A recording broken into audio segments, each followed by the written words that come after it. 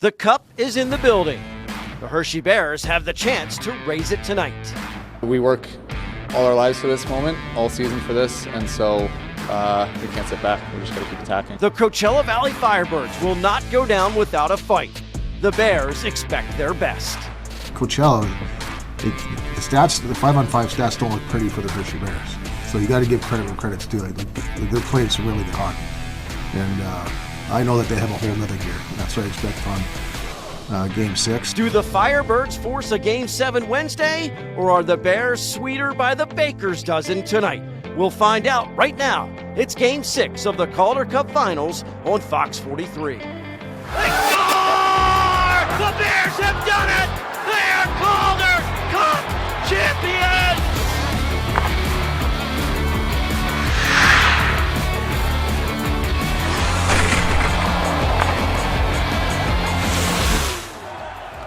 Welcome to a sold-out Giants Center in Chocolatetown for Game 6 of the Calder Cup Finals. The last team to win back-to-back Calder Cups, the Hershey Bears in 2009 and 2010.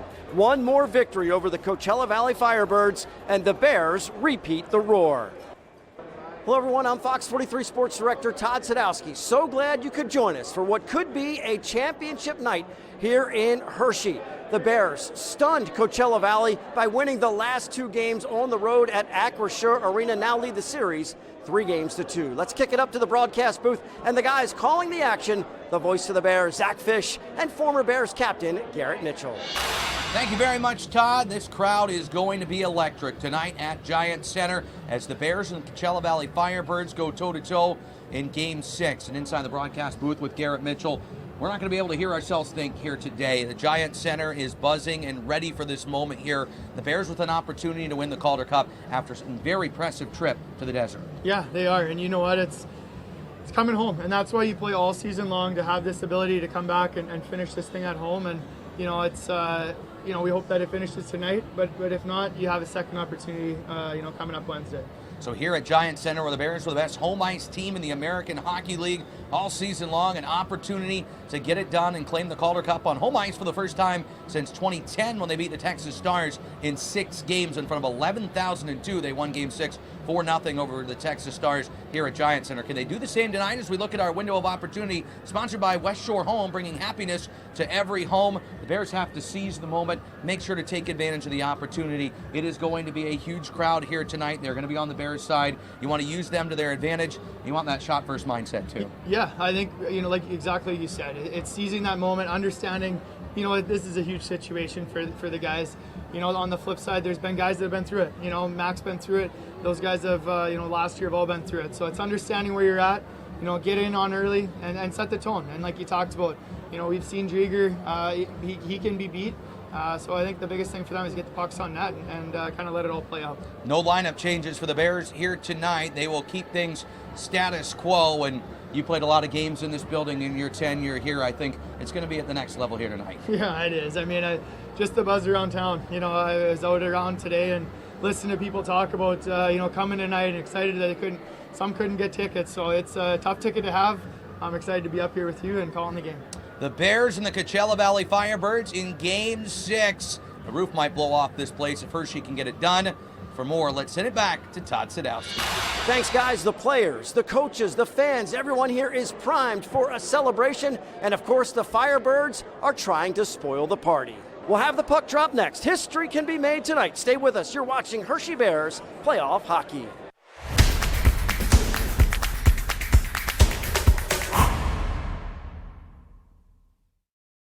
The first period of Hershey. At Hershey Park, we know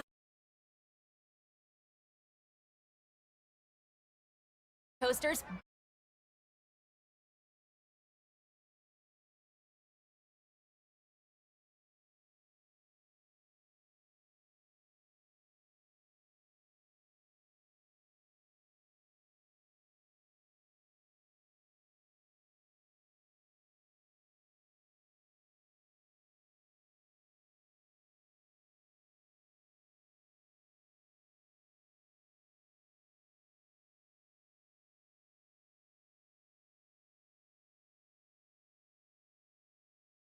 The first period of Hershey Bears hockey on Fox 43 is sponsored by Members First Federal Credit Union. It was a nice welcome home for the Bears at Harrisburg International Airport yesterday. Fans lined up outside the tarmac to cheer on the team. Players walked over, waved, said thank you very much to the fans for their support. And now, hey, 10,500 plus are here cheering on the chocolate and white. Welcome to Game 6 of the Calder Cup Finals. To introduce tonight's national anthem, we head on over to PA announcer Jared Ronsky. At this time, we ask that you please remain standing and remove your caps as we honor America and those who support our freedom at home and abroad. Please direct your attention to the Olympia Tunnel and sing along with Amy Lambert as we sing our national anthem.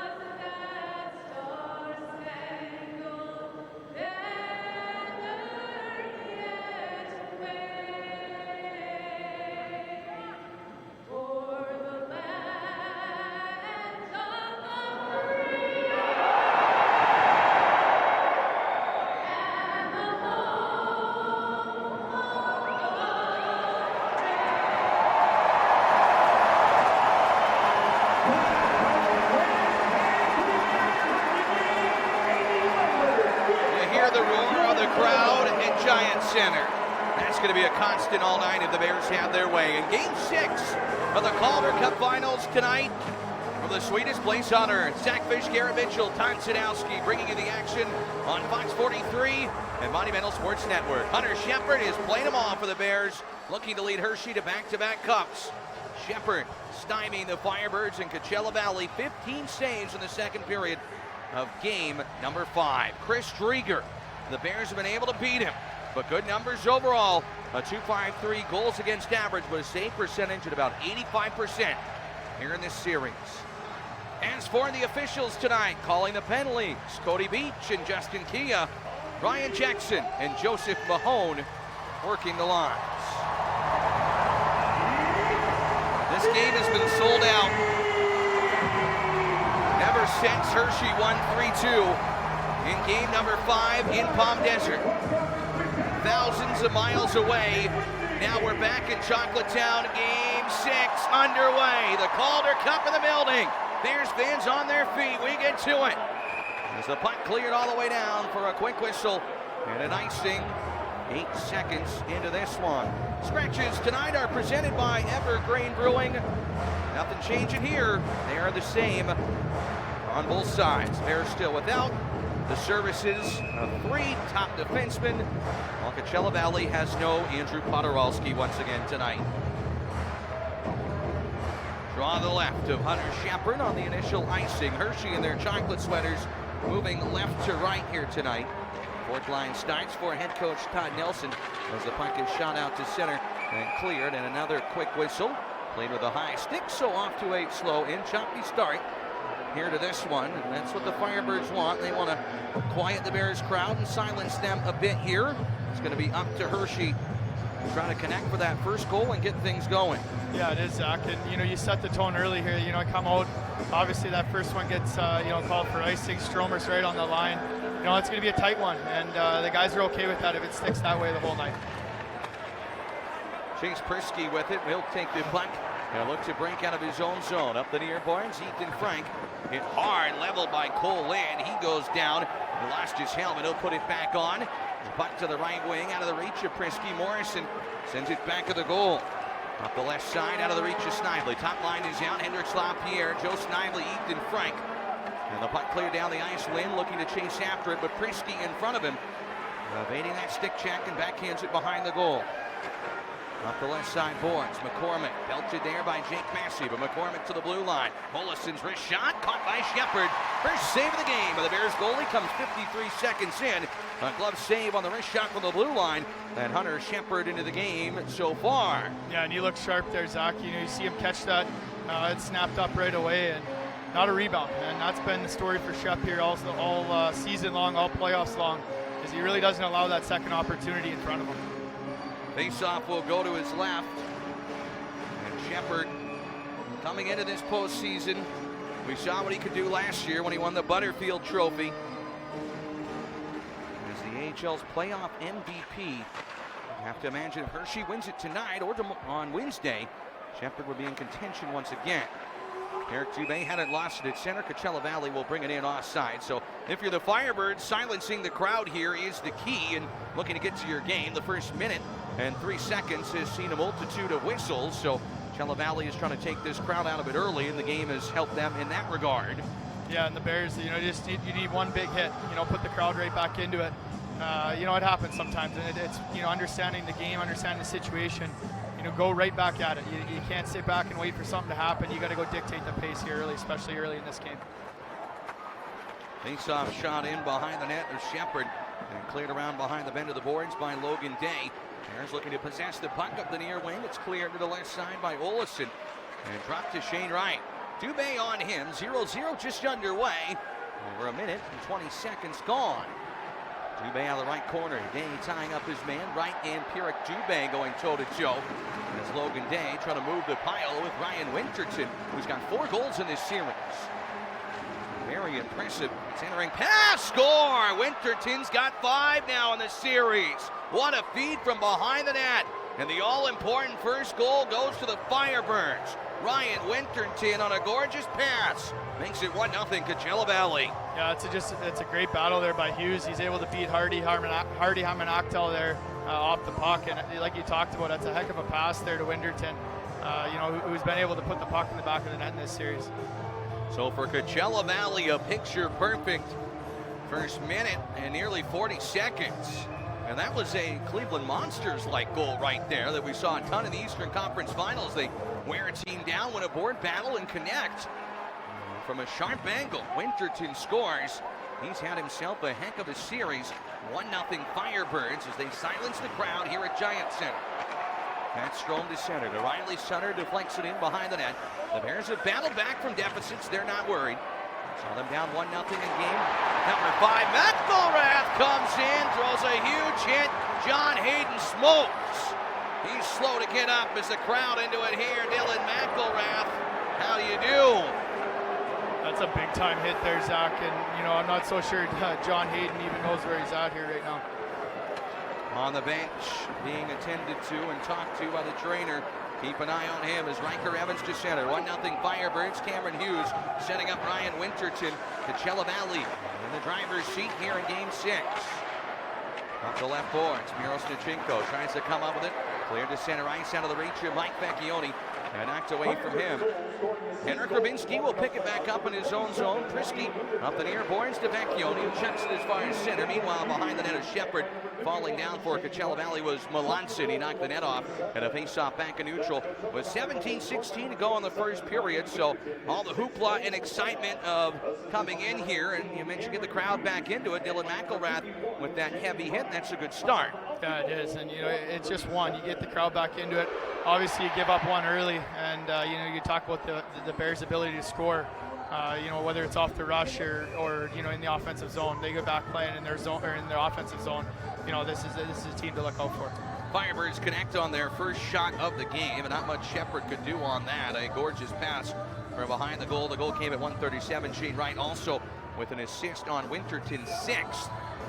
And the MVP of the Calder Cup playoffs is encompassing the entire postseason, but If there was an MVP in the postseason for just the finals, Winterton would be in for Coachella Valley for sure on their side of things. Ethan Frank, double-digit goals here in this postseason. First since Alex Giroux to do it for the Bears. Backhanded in behind Hershey's net. Hamanaktel absorbed the hit from Land, and up the left boards, Joe Snively with the puck. He'll play it back to Hamanaktel. Behind the net, 1-0. Coachella Valley here in Game 6. It's LaPierre to center. The always dangerous forward. Weaving in over the blue line. Down the right wing. Pulls up and waits for help. To the blue line, McElrath, the captain of the goal. Stick saved by Drieger. The rebound left there. And cleared out by the Firebirds. First shot of the game, a dangerous one. LaPierre sets up McElrath. On the re-engage, the puck knocked away from LaPierre. And Cole into center. With a pass knocked away by Lieberman. Got back by Wright, who shoots. A stick saved by Shepard. The rebound to the slot. McElrath to safety. And the Bears will clear it underneath the scoreboard. Where Joe Snively brings it in offside. 16:22 to go here in period number 1. First good look for the Bears comes from blue liner Dylan McElrath. And Hunter Shepard makes his first save moments later on the chance from Wright, who Lieberman had to take him to an angle. Yeah, and I like that shot selection there by Mac. He's able to get that puck on net. He's got Joe Snively just off the backside there, and that puck jumps out, and Snives is all over it. Jake Massey off the face-off win will sky it to center. Riker Evans gloves and drops it on the left wing. Tools it in over the blue line. A shot caught by Shepard. He'll make the save. The fans clap their hands as Hunter Shepard with the stop and holds on. And look, you want to come into a game like this and just blow a team out of the water for sure with the crowd here, the anticipation, the excitement. And when the Bears won in 2010, it was a 4-0 score. They never gave one up. These are two good teams. The playoffs are hard, and it is not going to be an easy path to get there. The Bears know that. Too much respect on the other side for their opponent. Huntington thrown out of the circle. Yeah, those are you hit that exactly. These are two good teams. Coachella's not going to come in here and just roll over. They're coming in to try to do their job. That's a great stick there by Jimmy Huntington to break that up too. Steals it and brings it over the blue line. Offensively, knocked down by Riker Evans. No call. And scream and complain. It's Dubé behind the goal. Throws it out front. Limoges knocks it to the side of the net. He gets struck down. Loose in front. It rolls to the corner. Officials letting him play early. Couple potential tripping calls go by the wayside as the Bears nearly jam one in to tie. Good work by this line and did the damage in game number 5. Shore on the re-entry. Evan Shore's pass broken up. Chip to center. Huntington has it. Guides it forward. Man all over him. He'll veer off for a line change. We're going to have a penalty call now on Coachella Valley here. Interference minor assessed on the Firebirds, so they let a couple go. And now Justin Kia detects something on the up ice rush from Connor Carrick. And Hershey is going to get the power play after all. Yeah, I didn't see that one, Zach. I was watching the play coming up the wall there, but it must have been coming down the wall, right below us here. And I was looking in front, so nonetheless, the Bears go to the power play here, and this is a spot where they can really make some hay and turn the tide here. Hershey 3 for 19 in the series on the power play. Overall in the postseason, 21.8%. Coachella Valley's penalty kill at just 80% overall. Bears held in bay last game, looking to connect here with a puck rolled away from LaPierre and all the way down the ice. Todd Nelson sat at radio side if you joined us in our pregame. More of that shot first mentality, more pucks to the goal on the man advantage. Snively fans on a pass out of his own zone, taken by LaPierre. Dumped in around the boards to Frank, who jams it to the far side. LaPierre collects it along the left wing. Henrik LaPierre with the puck. Dubé got knocked down by Winterton. Bears have it behind the net. Limoges to the near boards. Ethan Frank with it. He's got that heavy shot. He'll roll over to the left dot. Limoges tucks it in front. Drieger poke checked it and knocked it away with Limoges trying to drive it in past his pad. Beneath the goal line. Dubé knocks to the near wing. LaPierre jumps out. Fleury clears up the middle. Gave it right away. Frank will take it. Near wing. 1:13 of the power play. Down by 1. It's Snively with it for the Bears. Bumper spot. Dubé turned down. Comes back to Frank, who shoots. A left pad save by Drieger. 2 good stops from Chris Drieger. Frank again. Bombs away. Blocked by Fleury. And behind the net, the Bears swarming the goal with LaPierre on the right wing. Dangerous looking power play. A pass to handle for Dubé. Gets it back from Snively along the right wing. The Bears looking to tie it here the first period of game 6. Snively looks net front. Sends to LaPierre. Kicks it downward. Hendricks has it again on the near boards. Snively. Near wing. Bumper spot. Dubé. He scores! Pierre Dubé! A power play goal! The Bears respond. We're tied at 1. Just great movement there, Zach, on that power play. And, it's just a matter of time. They've been hitting that bumper spot by Dubé, being able to find that soft spot. And it's just a matter of time. Great little pass there by Hendricks Lapierre, and Dubé goes right over the blocker. Put it on a tee for Pierre Dubé. He picks up his 5th goal of the Calder Cup playoffs on the power play. And that power play looked deadly. You said it only a matter of time. Yes, sir, for Dubé and the Bears equalize 1-1. Less than 6 minutes into the first period. Early one winds up in the back of the net. That's the way to get the crowd back in it. Eric Dubé, who scored in Game 7 against Cleveland, has an act for the big goals. This guy does too. Vecchione Rubinski blocked in front. Miro Stachenko. It rolled just wide off his stick. He had Drieger dead to rights. Nearly walked around him. Puck to center. Pull in with it over the blue line. Left wing. Taken in the offensive zone. The Firebirds to left point. Jimmy Schultz. 1-1 our score. First shot to the net of Shepard. Deflected high and wide. And picked up along the near wing by Coachella Valley. McCormick takes it away, and the Bears will clear it. All the way down the ice, there should be icing. With 13:25 to go in the first period, good time to check in. Ice level for the first time tonight, if you can hear us. Todd Sadowski standing by. I can hear you guys for sure, and I love what they did on the power play. That shot-first mentality softens up the penalty kill. They got to that bumper spot, which they tried to do in Game 5, and Dubé buries it. It also brings the crowd back in and makes the Firebirds think about taking another penalty. Anytime you convert on the power play, it puts the thoughts in the back of the head of the other team. Thank you very much, Todd. We look forward to hearing more from you. Your station right behind Hunter Shepard. We'll get a good look at a shot knocked away by Rubinski. And the Bears come up with a puck and clear to center. Vecchione to Rubinski, who knocks it in. Miro Stachenko hit there by Evans, who lines up the better of the two on that one. Puck deflected off the body of Strome, fresh off the bench, working in offensively. 7 minutes gone. First period, both teams have scored training goals. Pierre Dubé with the latest to tie it up for Hershey. Tackle ran for the dump in. Knocked away from him. Back to center ice. Hughes to Studenich. Marion Studenich for Coachella Valley. A shot to the net. Thumped off the body of Sutter. And behind the goal, Studenich has lost his helmet. He's going to be careful not to play that puck. It would have been a penalty. Taken away by Wright, though. Wide on Lieberman. Leaves to the goal. High and wide to Shepard. On the shot from former Bear Connor Carrick. Morrison to the blue line. Played behind the goal. Wright's tired and needs a line change. He's headed off. Sutter with a heavy check. And the Bears clear to center, where Strome has it. Bogdan Trineyev looking for his first goal of the playoffs on the chase behind the net. Runs into Fleury. Bounces off that check. Clear to the line, not out. Snively keeps it in. Trineyev hands off. Lapierre tracked from behind. Leighton Road on the takeaway to center ice for Coachella Valley. He can scoop, looking to get around Massey. Behind the net, Massey will break it up for Hershey. Fleury on the right boards, keeps it in and shoots, and sealed by Shepard, who makes the save. Morrison, beg your pardon, Melanson with an extra poke in front, draws a crowd. Early goal for Coachella Valley. The Bears respond. Ryan Winterton, but Pierre Dubé gets it back on the power play in the 2024 Calder Cup Finals. Well, Todd Sadowski, we're tied at 1, and tonight's a significant one for what's on the line, but a pretty significant game in the history of Giant Center, sir.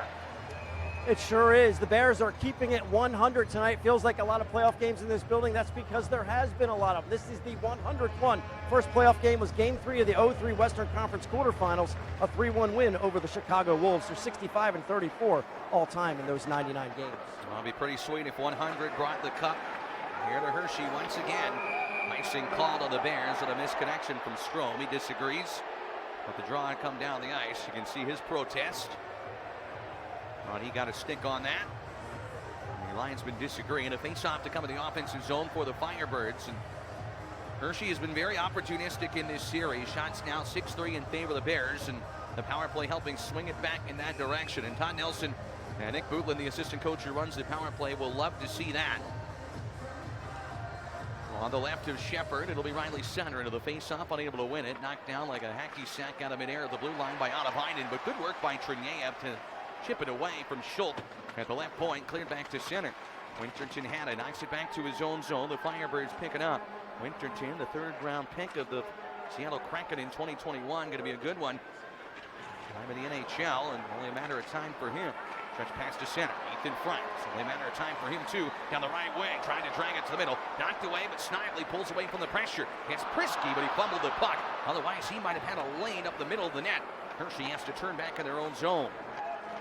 Massey ahead over the logo at center. Left wing, Snively takes it from Frank. Darting in, chipping to Frank. Left side half board. Bears in control. Winterton's hit, knocked him down. Blue line Massey, slapper to the net. Swallowed by Drieger, makes the save, and no one around him. He'll hold on as Hughes and Prisky have to be separated behind the play. You can just see how much it means to the guys there, Zach. Two guys, you got Ethan Frank, Hendricks Lapierre, both take a hit to try to get that puck to the next guy. And, that's what it's going to take. It ends up coming down to it, what are you going to give up for it? And both guys, that's not an easy position for those guys to be in, skilled players. And both guys reach for a puck, know they're going to be hit, and that's just to get it to the next guy. So great job by both those guys. Riley Sutter on the face-off against Shore. Sutter wins it cleanly back to Massey. Fresh shot again, stopped by Drieger. Massey shooting that puck a little low, looking for a tip or a rebound, but a bit too elevated to go off the pad of Drieger. He's able to seal that once again with no traffic in front.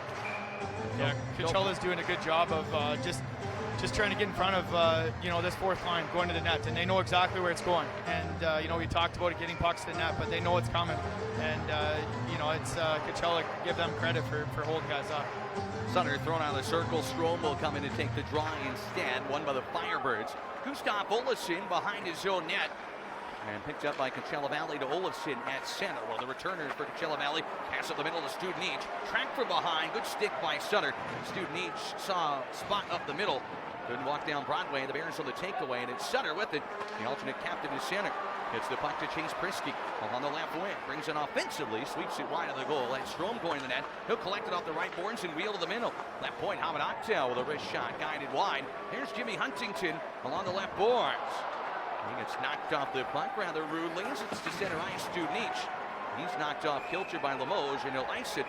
And Coachella Valley unable to change with 10:23 to go in the first period here. And yeah, you don't want to give one up early, Garrett, but I think the Bears have responded quite nicely after connecting on that power play goal, starting to take this game over and do what they want offensively. Well, I think that's exactly it, Zach. You give one up early, and you understand, hey, they're not just going to come in and back down and let us walk away with this thing. A huge response there on the power play, with the Dubé goal. But I love the start so far for the Bears. Hamid Akhtel in his own zone. Headman's forward for Huntington. Jimmy Huntington on the chip and chase behind the net. Chris Drieger will watch it as Carrot took the hit from Huntington. Puck comes loose to the near boards. The Bears look to keep it in as Day and McCormick grapple for position. Logan Day puts it around the base of the boards all the way up to the left wing. Hamid Akhtel knocks it loose with his skate. Dubé's wrist shot for the point. That one deflected up and out of play for immediate timeout with 9:52 to go in the first period. That man, Pierrick Dubé, with a power play goal for Hershey. And Dylan McElrath laying the boom tonight. It's going to be physical. You're tuned in to the 2024 Calder Cup Finals. Just over halfway through period number 1 in Game 6 of the Calder Cup Finals. Hershey Bears and the Coachella Valley Firebirds tied at 1 goal apiece. Just joining us, Coachella Valley striking first. Ryan Winterton, 6 of the playoffs from Hughes and Wright. But Pierrick Dubé, his 5th of the postseason from Lapierre and Snively at 5:51 on the power play. Not clear to Winterton at center. Firebirds right to left of the white sweaters. Orange and blue accents with a little bit of the Kraken's light blue in there as well. They're the affiliate of Seattle. Logan Day to center. Last one across, Miro Stachenko. Leads for Rubinski. Rubinski left out. Pulls away from the pressure to the goal line of Drieger. And a low shot looking for a tip. Could keep it. Rubinski. Vecchione created with a big hit. Rubinski the point. Tough one to handle. McElrath. He'll chop it down away from Hughes. And coming over to throw the check is Miro Stachenko. Dangerous play there. Just results in an icing for Coachella Valley. Is looked like McElrath. He had to do some hard work to keep that from being an odd man rush the other way. Yeah, and obviously it's a tough puck for him to handle. But something I've really liked, Zach, so far is, the 50-50 battles have gone, Hershey's way. And that's something when you look back on a game, coaches really, that gets them excited, because you start winning those 50-50 battles, means you come out with the puck. And, so far the Bears have been able to come out of that battle with the puck for the most part. Off the face-off, the Firebirds win it out to center, and it's Lieberman chopping it back in behind the net. Drieger will leave it. And hands off to Riker Evans. Lapierre, Snively, and Frank over the boards for the Bears. What postseason runs they've had. Snively with 17 points. Hendricks Lapierre leads the way for Hershey in the points department with 20. Pacing the AHL as icing's called. Lieberman back for it. Mentioned Frank with the 10 goals and 17 points too. All those guys certainly in contention if the Bears were to win it for the Butterfield Trophy, but every one of them will tell you they want the other shiny one that's in the building tonight. Yeah, that one, obviously it means something to everybody, right? But at the end of the day, when you put that cup over your head, that's the one you want. And, you got 30-some guys that get to do with that one, and that other one's just a part of it. And, right now the Bears, that's all that's on their mind is raising that Calder Cup. Faceoff won by Hershey. Frank will rotate it back to the point. Wrist shot deflected down in front of Drieger. Never made it through. In the hash marks, Coachella Valley will clear it out to center. It's Ethan Frank with it, dumping it across to Prisky, who shuffles up the left boards. Timely across, great pass. Lieberman, and just knocked away in the last moment. Lieberman nearly breaking in. Evans took it away and dumps it behind the Bears net. Ricky Lieberman not afraid to get in offensively. Frank to clear to center. And knocked back down with Snively, looking to play it free along the near wing. Brought in by Hershey, but a delayed offside. Trinnea's got to vacate the zone. No, they say he's good now. Comes to the point. Strom on the keep it. Knocked away from him and Sutter. Day chops it downward. Firebirds finally do get it. Play it back in their own zone. Fleury behind his own net with 8:05 left in period one. Sutter on the steal. The forecheck creating issues again. Strom to the blue line. There is Day. Keeps it in by a hair. Pass got blocked. Comes to Trignea with a spinning slapper. Knocked away to the corner. Didn't make it through the layers of Coachella defense. Short behind the net. Able to make a smart play to Olesen. Breaking to center. Coachella Valley with numbers. Student Each over the blue line. Driving it wide down the left wing towards the goal of Shepard. Pulls up with a point for Billy Adavainen. Got blocked off the skate of Sutter. He takes down Student Each. Got away with one there. Comes to the blue line. Trignea can't steal it, but Sutter will. The safety at center to Strom. With his teammates changing, he'll flip it in. Knocked down by Adavainen. He'll out for a line change. Jimmy Schultz around Dubé to neutral. Right to left over the Bears blue line. Jimmy Schultz in and shoots a right pass save made by Shepard. He denies the chance from the Coachella Valley blue liner. Pucked outside, left point, the forward McCormick's reached to the net, stick down by Shepard. Knocks it to the left side boards. Good rebound control. Dubé took a stick up high. He's got that extra protection on. Remember, a guy that lost a ton of teeth in the Cleveland series, wearing that bubble because of it. Firebirds on the re-engage over the blue line. McCormick slows up. That looked close to the line and ducked to the left corner, where Massey harassed by Lynn. He's knocked down. Puck comes to the middle of the ice. Firebirds to the blue line again. Looking to respond to the Hershey goal. Shot knocked down in front of Shepard. Cleared away by the Bears. They survive that threat to center. Schultz right back in. Good pick off by Huntington. He'll fling it to safety down the ice and no icing. 6:30 left, period number one. Shots 8-5 in favor of Hershey. The scoreboard reads 1-1 on the Penn State Health scoreboard here in Game 6 of the finals. Prisky behind his own net. The backhand pass picked off. Thrown in front. Frank on the steal. Got the Jets on down the right wing. Galloping in. Takes it to the side of the goal. Threw it in front off the stick of Drieger. Scored from a sharp angle before. He tried it again. Firebirds sky it in behind the Bears goal where Shepard will leave it right in the Zamboni entrance behind the net. But it's picked up by Frank on the right wing to center ice. Board to Snively. All he can do is one-handed in. With under 6 minutes left of the first period, Hershey going off for a bit of a partial line change with Rabinski off. Shot in behind the Bears net, up the near boards. It's Logan Day looking to go backwards with it. Hughes on the takeaway. Comes to the slot to Carrick. His shot blocked by Frank. Great play. And Frank will clear it to center.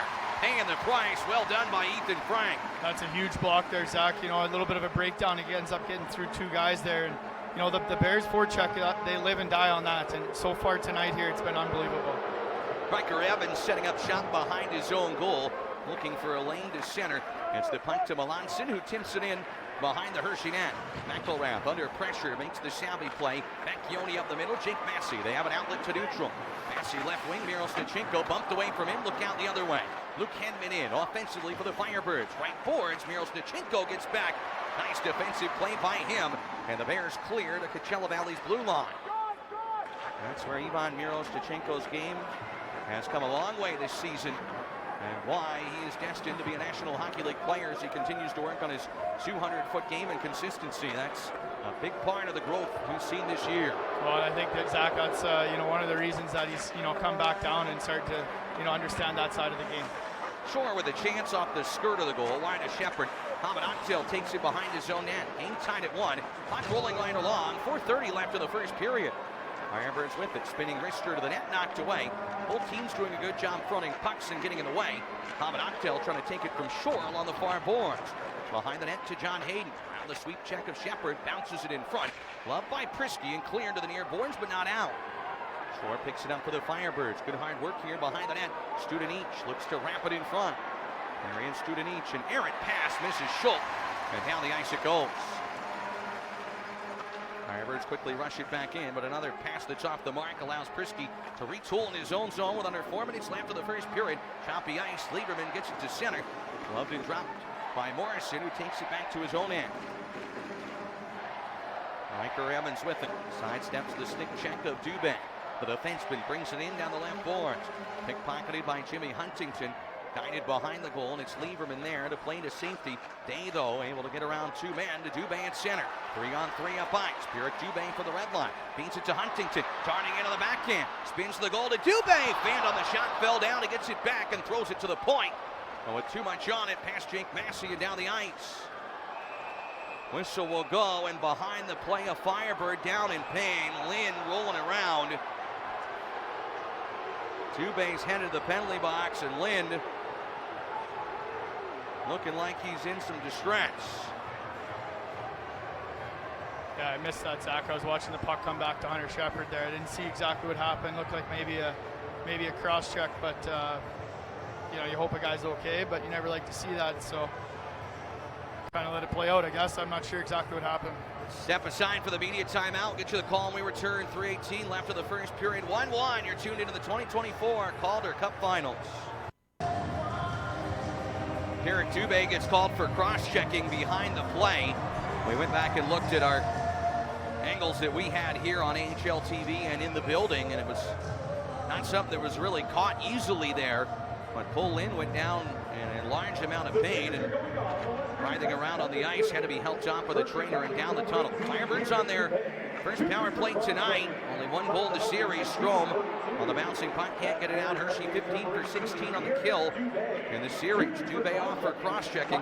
McElrath will knock it up the boards. Evans keeps it in the left point. 1-1 with 3 minutes left of the first period. Firebirds looking to answer the Dubé power play goal with that man in the box. Evans, top side to the right point. Fleury's there. Riker Evans with it. No lane in front. Leads to Fleury. Double clutches. Evans with pressure up high from Strome.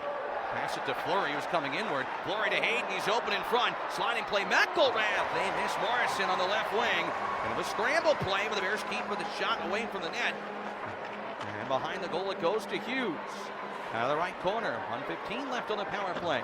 Cameron Hughes back of the goal. That handcuffs Morrison, but Evans is there. Pass knocked away by Sutter. Hamid Aktel stick lifted. Hayden on the takeaway. Cramps it behind the net. Lee's right circle. Rich shot high and wide. An aggressive challenge from Shepard. Hughes missed the goal. Shepard took his angle away, darting out of the net. Bears hemmed in their own zone here on the penalty kill for 50 more seconds. A Bouquet Mulligan and Mayo penalty kill. Evans to the right corner. That pass explodes off the tape of Hughes. Knocked away. Hamid Aktel will sail it down the ice. Great job by Harvey Hamid Aktel and the Bears to get that puck out. Shore to take it over the red line. 25 left of the power play. Knocked loose at the point, and Rabinski guides it to center ice. Pulls away back to Logan Day in his own zone. Day has a man on him, but Massey is able to escape. Nick Massey settles the bouncing puck, and he clears it. Just 12 seconds left on the penalty to Pierre Dubé. So far, so good there, Zach. They've been able to, really keep them on the outside. Haven't really given them too much through the middle there, other than that one chance there by Hayden. Shore to McCormick to the blue line. Carrick power plays over. The wrist shot knocked down in front of Shepard. The Bears kill it off as Hamid Aktel rolls it up the far boards, just out of the reach of Dubé out of the box. He'll knock it around Schultz. Dubé just couldn't get past Schultz on the second effort. Otherwise, he was long gone. Winterton in on Lieberman. 1 minute left here in period number 1. 1-1 our score. LaPierre gave it away. Left boards. Luke Henman behind the net. Lieberman buried there. But the Bears get it back. And on the right wing, Ethan Frank to center. To LaPierre over the red line. Fumbles the puck. Gets it to Snively. Over the blue line, LaPierre from the left wing. That thing just not settling for anyone in a chocolate sweater. Firebirds, they'll lose it themselves. Shot for Christie. They score! A deflection on the way! LaPierre! A shot from the blue line. It flutters in. Late in the first, it's 2-1 Hershey. We can see the referee's point right away that it's a good goal. It's below the waist, and that's a huge goal coming into the second period here for them. He ends up risky. We talk about shooting the puck, it goes off something, and it's in the back of the net. 2-1 Bears. 30 seconds left in the first. LaPierre on the tip up high. You see him get a piece of it there. Couple sticks waving at it from long range. Hendricks LaPierre gets enough. It knuckles up and in over Chris Drager. 2-1 Hershey with 36 seconds left of the first period. Well, they played well after surrendering the first one. Dubé cross-checked into the boards. Huge penalty kill. That's been a theme this series. And they score right after it. Looking for more with 20 in the period. Why not another? Huntington to Lemos, left corner. Centering pass picked off. Give it away to Dubé. Feeds it left wing. Huntington on the puck that's wobbling. Can't settle it. Well, the Firebirds playing with fire there. 7 left in the period. Dubé will smack it in. And this crowd rising to their feet and dumped it center as Dubé and a penalty on the Firebirds as the horn sounds. Little scrum behind the net, but that was back at neutral ice. Eric Dubé smoked, and it looks like Hershey will have a power play to start the second period, leading 2-1 in Game 6. Yeah, it looks like Melanson there. He takes a little bit of liberty on Dubé, and it looks like Cody Beach there is able. He calls a cross-checking minor on that, so we'll see what happens here coming into the second. Quite the first period here at Giant Center. 2-1. The Bears, the front runners right now. We'll hear from a member of the Bears standing ice level in just a moment. But Hendricks LaPierre with the latest goal, his 7th of the playoffs from Chase Prisky at 1924. As the Bears and their fans roaring here in Chocolatetown. And they're putting a penalty on each player, Garrett, up on the board to end the period. So it appears that dream of a power play will not occur. Hendricks LaPierre is standing by. He is downstairs. He's with Todd Sadowski. Let's check in with him after the first. Hendricks, you guys are getting really good at these late period goals to take even more momentum into the locker room. Talk about your play to make it 2-1. Good shot by Prisk. I knew as soon as he started shooting that I was trying to get a stick on that, and guess I got a little lucky and it went in the net. So it's a huge goal for us, but we just got to keep it going. We can't be satisfied with that, and we know it's going to be a hell of a challenge. So regroup and we're up for it. Also a big power play goal. You guys have been trying that bumper spot with Pierre Dubé. In the last game, you guys converted early. That's huge to get the first one in on your first power play opportunity. Yeah, it is really huge. We've been, I wouldn't say struggling, but to our standards, we haven't been good enough in this final series, and we've had some chances, but sometimes it goes in, sometimes it doesn't. So they came out pretty hard, scored a goal right away, and it was good to get one back. Lastly, the energy these guys are feeding you, this crowd is feeding you guys. It's got to feel good to be on home ice. Yeah, crowd's unbelievable. Probably loudest I've seen in this building since I started playing, maybe last year too, but it's incredible. They're giving us a bunch of energy, and hopefully they'll keep doing that for 40 minutes. Always appreciate the time. Thanks a lot, Hendricks. Appreciate it. All right, guys, coming up in our first intermission report, great story. Jimmy Huntington has a good friend from Milwaukee here. Ryan Yee has that story about Cooper. We'll be talking about the Fox 43 News Game Break. I'll talk with Hall of Famer Mitch Lamoureux on the Monumental Sports Network, and, of course, Zach and Garrett. You guys got a lot to talk about. Good first period highlights.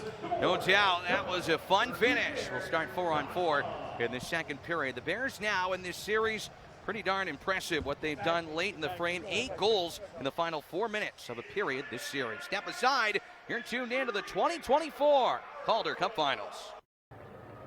Welcome back to Hershey Bears playoff hockey right here on Fox 43. The Hershey Bears have a 2-1 lead over the Coachella Valley Firebirds in Game 6 of the Calder Cup Finals. Thanks for joining us. I'm Ryan Yee. This is the Pepsi Intermission Report. A special bond is growing between a Hershey Bears player and his #1 fan. And at this game, they have a chance of ending it with a storybook ending. I tell you more about Jimmy Huntington and Cooper Schultz and their special relationship and how the season can end perfectly.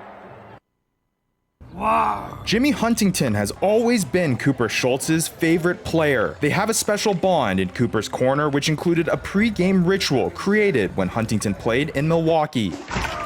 And with his favorite player now in the Calder Cup Finals with the Hershey Bears, Cooper and his dad Brad were certain they were making another trip to the sweetest place on earth after their first trip in March. Cooper had some big expectations then. What do you have to say to Jimmy right now? He was scoring 2 goals today. Jimmy! And this time around, it's 12 hours in the car for what Cooper calls the boys' trip.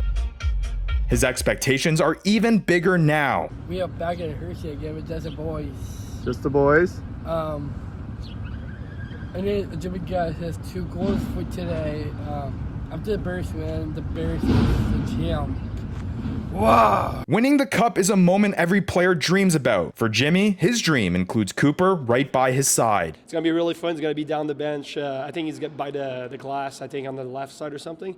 So yeah, we'll keep our tradition going there and hope we win the Calder Cup when he's there, or when he's here. Let's go, Hershey! Let's go, Hershey! I'm Ryan Yee. We'll be back right after a short break. You're listening to Hershey Bears Playoff Hockey right here on Fox 43.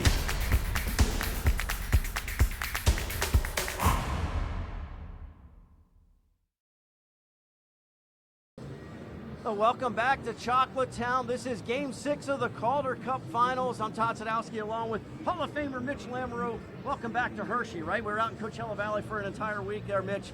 Look, the Firebirds did exactly what they wanted to do in the minute and a half, silence the crowd. But since that time, blow by blow, the Bears came back and did what they needed to do. Yeah, they did a great job. They got back on their horse and got to work and did a great job on the power play. Beautiful puck movement, worked the puck around, set up the guy in the bumper spot for one-timer. Beauty shot by Pierre Dubé. And then that last goal, good heady play by Hendrix Lapierre. But I mean, you know, Frisky was just trying to put that on net. It was actually going wide. And Hendricks tipped it in the high slot. That's a tough one for any goalie to handle. Yeah, hand-eye coordination, fantastic. Both those goals set up with shots, right? Yep. Getting the puck on the net, Power play did a good job of softening up the penalty kill for that. I wanted to ask you about late period goals, because those are momentum shifters in favor of both teams, or one way for a team. For the Bears, they've been doing this a lot. They did it at Coachella Valley, so it's kind of an art form now, right? They go into these locker rooms with this boost, and then for the Firebirds, man, that is demoralizing when you give up one. Yeah, late. you never want to give up a goal at the end of a period, particularly in the last 2 minutes of any period, because what happens is you go into the locker room and you're a little bit down and that, but for the team that scores, that really gives them a big boost, gets them ready for the next period. And I mean, it's so uplifting, and it's a momentum thing. And you know, some people say momentum's not a big deal. I'm a true believer in it, and it is a big deal because there's so many momentum swings throughout a hockey game. It's tough to keep track. And I mean, Coachella Valley had it at the beginning, but Hershey took it over after about the 3-4 minute mark, got their legs under them and got it going, and they took over the momentum for the rest of the period. Yeah, especially for a road team, because you're not just fighting the other team, you're fighting the crowd as well, and it's an uphill climb anyway, but when you put yourself down late like that, that really hurts. Yeah, it does. I mean, but they didn't put themselves down, and they did a great kill in killing Pierre Dubé's penalty for cross-checking, so that was at the end of the period, so that was very monumental for the momentum. All right. Okay, Mitch Lamoureux and I are going to take a little break. Garrett Mitchell and Zach Fisher will be back with your first period highlights, and there's some good ones to show you. You're tuning in to Hershey Bears Playoff Hockey. The Hershey Bears hold a 2-1 lead over the Coachella Valley Firebirds going into the second period of Game 6 of the Calder Cup Finals. Zach Fish, Garrett Mitchell with you here inside the broadcast booth at Giant Center, this building.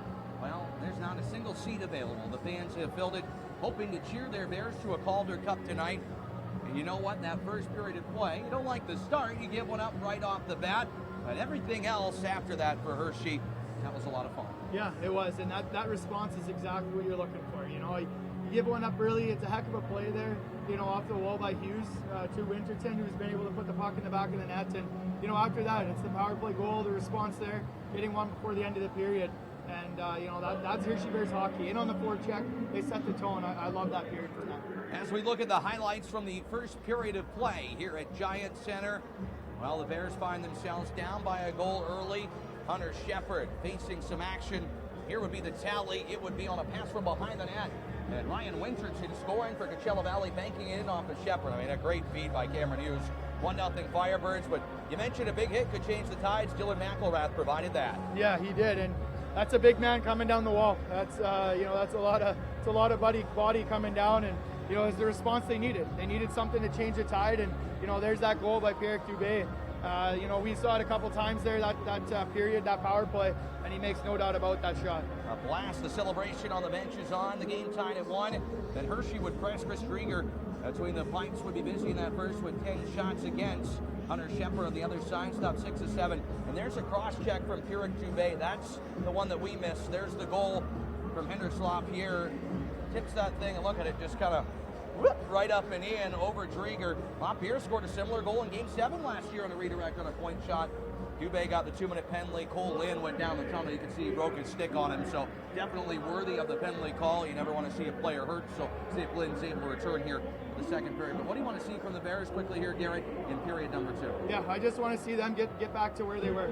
Set that tone, set that pace, and for them, they play Bears hockey. It's set up for a great game.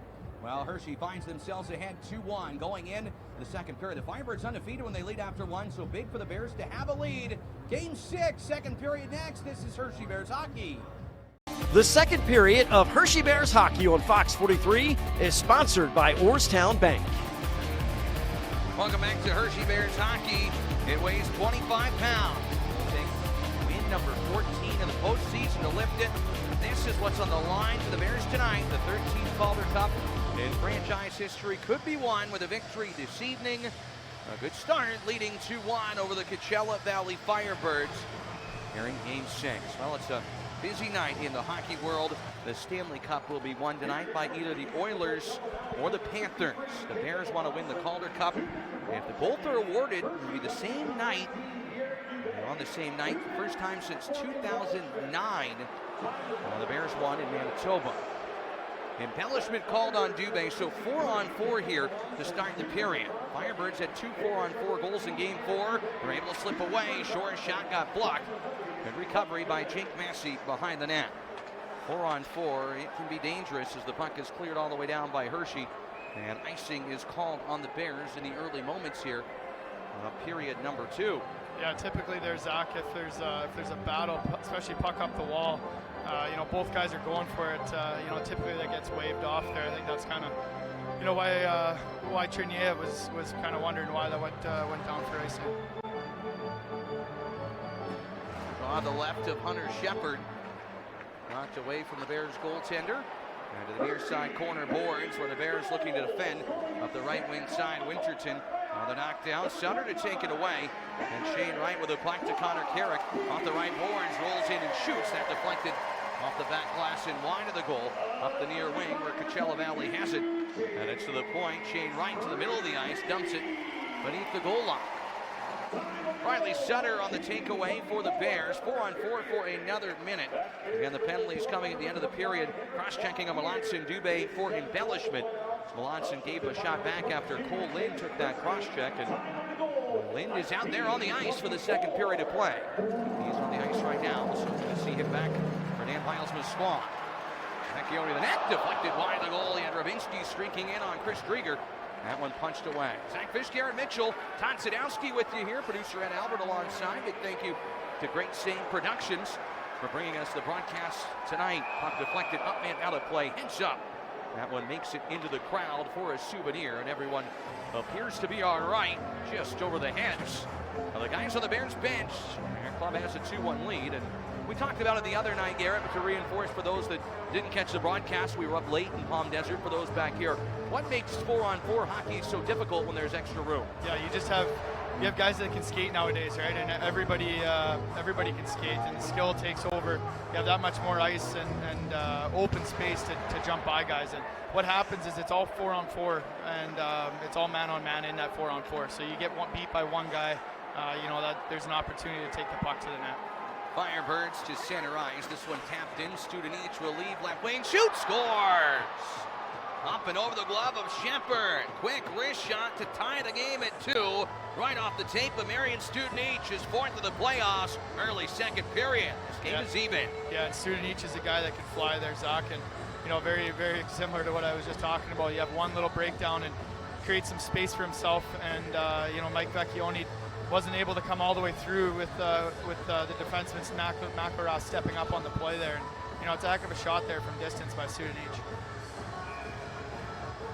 So 2-2, we begin anew here at Giant Center. Studenic jumping in. And a guy that's played a fair amount of time in the National Hockey League. 46 National Hockey League games, including 2 this past year for Seattle. And another 4-on-4 goal for the Firebirds. The Bears have been masters of goals late in the period. Coachella Valley masters of 4-on-4. Snively in centers. LaPierre tipped it off the side of the net. Oh, the Bears nearly punched back right away. Back to 5-on-5. The top line running and gunning with Ethan Frank. Hershey right to left here in the second. Pass across Snively. Knees for LaPierre. Left circle. Thrown to the goal. That one blocked and knocked away. Hughes will leave it and cleared up the boards to center. Now an Octel fresh off a change. Back to neutral. Right approach. Give one up. And right back on the horns. LaPierre to Frank. Couldn't get it deep. Gloved and dropped by Schultz. Jimmy Schultz will take to center. Taps it in behind the Bears net. 2-2 our score now. The latest goal coming from Marion Studenic at 1:51. Snively to center.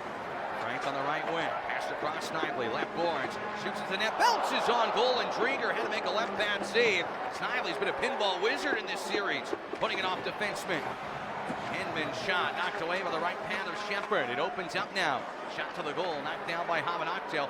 Huntington fresh to Dubé at center. Leaves it there for Hamid Octel. 3 wide over the blue line. Dubé in the slot. Back from behind.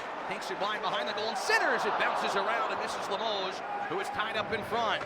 Huntington keeps it in at the point of the giveaway. McElrath was ready to throw a hit. Ready to turnover.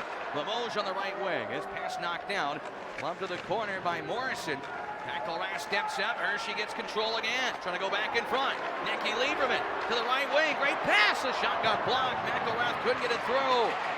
On a play by Hinman in the slot. Huntington. Bears buzzing, but Huntington's pass is flubbed, intercepted, and cleared by Rode. Yeah, it's a great little flurry there, Zach. And it all starts till McElrath comes on the wall, and he does it twice. And he creates that space for everybody else on the ice. Ravinsky knocks it in offensively behind the Firebirds net. Into the boards by Evans, but Vecchione sweeping in. Out of the right corner. Tied up along the boards. Fans grumble for a penalty. We play on. Officials Beach and Kia let it go.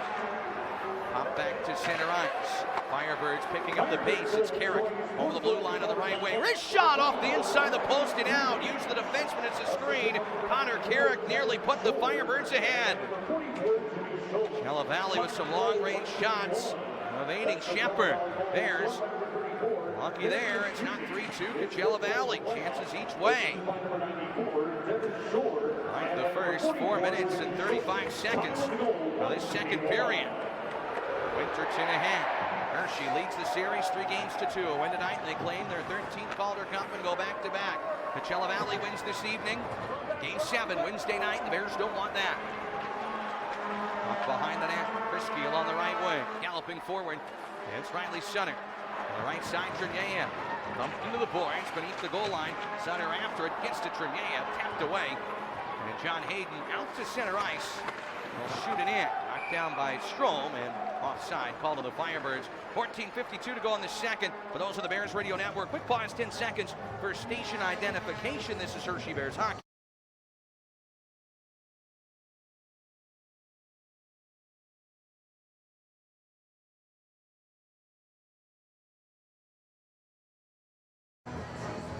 .52 to go here in the second period. Marion Studenic 4-on-4 goal to tie it for Coachella Valley. In Winterton, the goal scorers for the visitors, while the hosts have tallies from Dubé and LaPierre. Cleared all the way down by Hershey, and icing is called with 14:44 to go here in the second period. And Todd ice level, a quick start to this middle frame with chances each way. And I always like it when the Bears defensemen are involved in the offense. Dylan McElrath with a couple of good looks. Reminds you of Hardy Hamid Octel in Game 5 with a huge goal. And then Chase Prisky, his shot to the net was tipped in by Hendrix LaPierre. So the offense is always better when the D is involved. Face off to the left of Hunter Shepard. And off the draw, it's picked up to the right side boards. Battered around and knocked by Hershey. And cleared all the way down to the defensive end, where Fleury sends it ahead. Knocked down to neutral ice is Sutter. McCormick to the left wing to Lind. Lynn knocks it back to no one in particular to neutral ice. Flurry with it, sends it cross ring.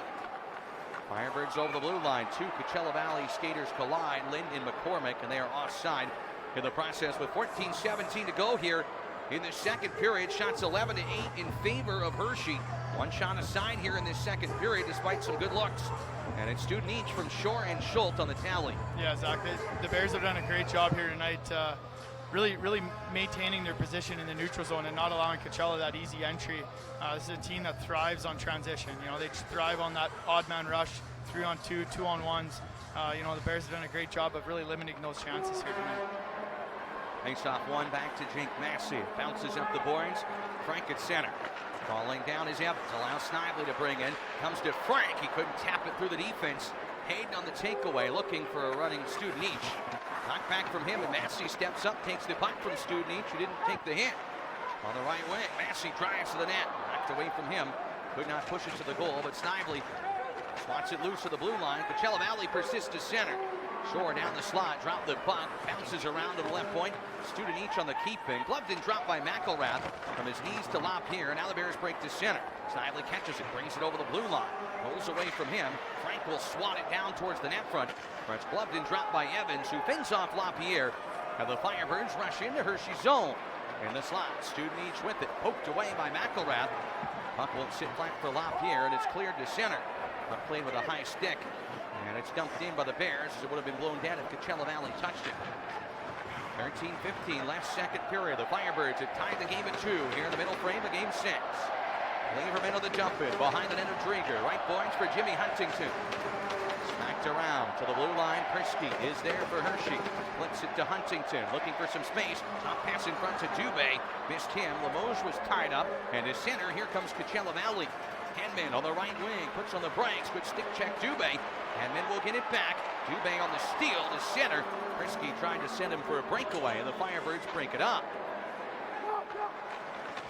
Prisky behind the net, engages in contact on Melanson. Puck up the left boards, Melanson blue line, Scholl to drive, knocked down in front in his own man Road. Clear to the blue line, and Anavainen gloves it to center. He'll shoot it behind the net, and this is back and forth here in this second period with 12:25 to go. Not a lot of whistles in the last few moments. Dubé will chip it to the line, gloved by Winterton. His shot knocked down by Lieberman, wide of the goal. The Firebirds center. Missing Winterton on the near boards. 2-2 on the Penn State Health scoreboard. Good stop and start move from Hughes. Backhand pass in front. Shepard, the right pad save. Rebound, score. Chipped up and into the net.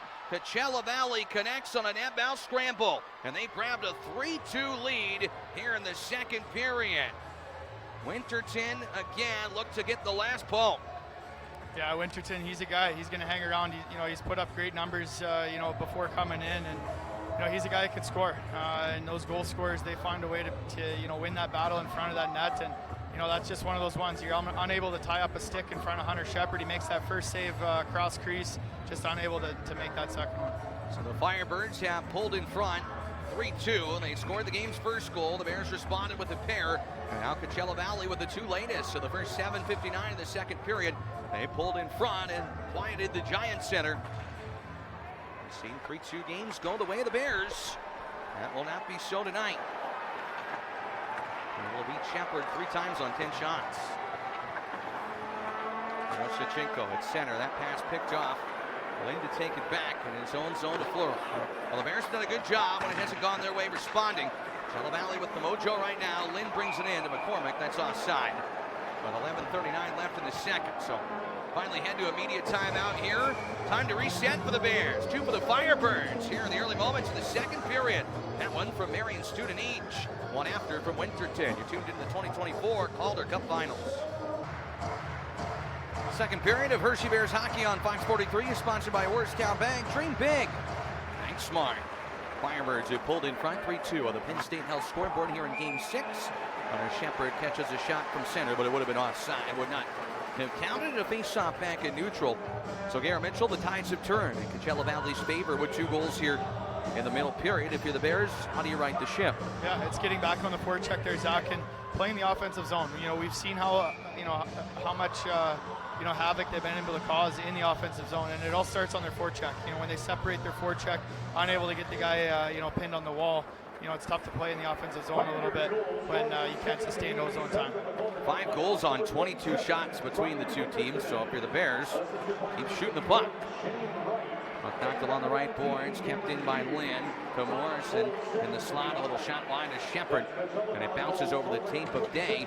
Logan with it along the right wing will look to maneuver to center. Vecchione there, it comes free, but heads up in the photographer's booth. Luckily everyone is all right down there. And a face-off and neutralized with 11:08 to go in the second period. Torrey Hartman, Yvonne Hernandez, heads up. Great crew that does a good job for Great Save Productions, and one of our team photographers here. That puck right there between them. A little bit of the hot corner there coming down the line. Yeah, thankfully they're all good. You've been on the bench plenty in your career where you're sitting duck, right? Like, there's nowhere for you to go. That puck's coming in. It's duck for cover or get your glove up quick. Bears looking for a momentum injection to get the crowd going back here at Giant Center. The Firebirds have taken them out at 11 minutes left here in the second period. Puck at center, Studnich on the tip, and Hayden skating after it. Triniev is there to get in front of him. Hayden ties up Triniev into the boards and knocked free along the near corner. Firebirds winning those battles now. We talked about how good Hershey was early with the 50-50 puck battles. Coachella Valley taking that over a bit. Studnich behind the net, looking for more for his club. Hayden will push it on back to the left point.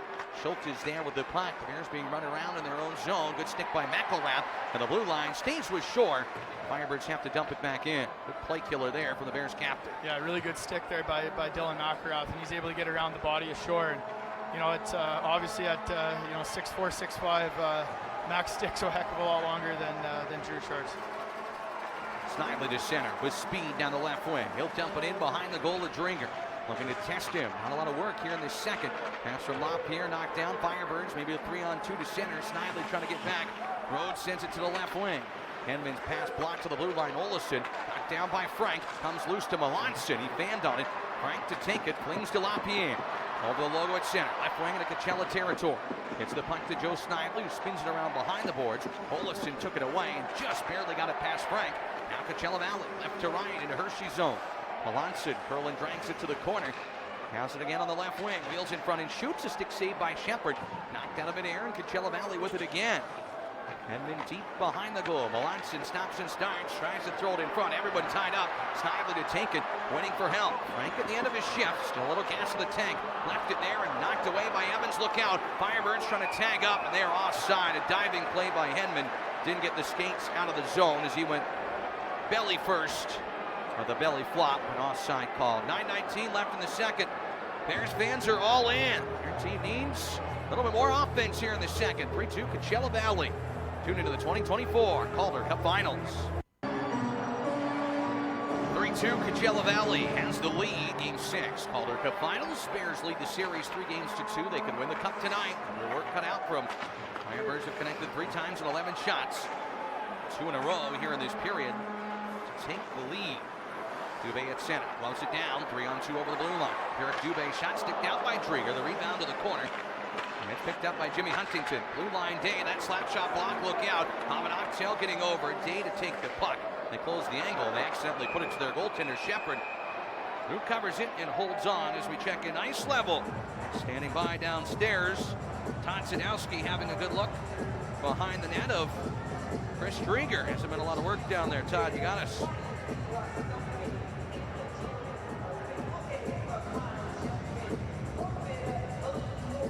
Off at Hunter Shepard's end. We'll check in with Todd in a moment. 8:51 left in period 2, and Todd Nelson's Bears trying to find something offensively here. They have not had a lot of shots on goal, particularly in second periods here in this series, but they have been very opportunistic. Draw away into Jake Massey behind the net. On the right boards, Vecchione on the wobbling puck to center ice. Picked up Rabinski. Leaves it left wing, Miro Stachenko. Rabinski dumped. Referee's letting them play here in the second period. Krisky jumps up into the frame, but it's picked up and taken by Morrison to center. Fleury, board-to-board feed too far for McCormick. Icing indicated and called. And a face-off to come in the offensive zone As now we check in downstairs with Todd. All right, guys. Yeah, we'd love to see the action pick up here in front of Drieger. Well, look, Bears and Firebirds are very good at hanging on to a lead in the postseason. 11-0 combined when leading after 2 periods.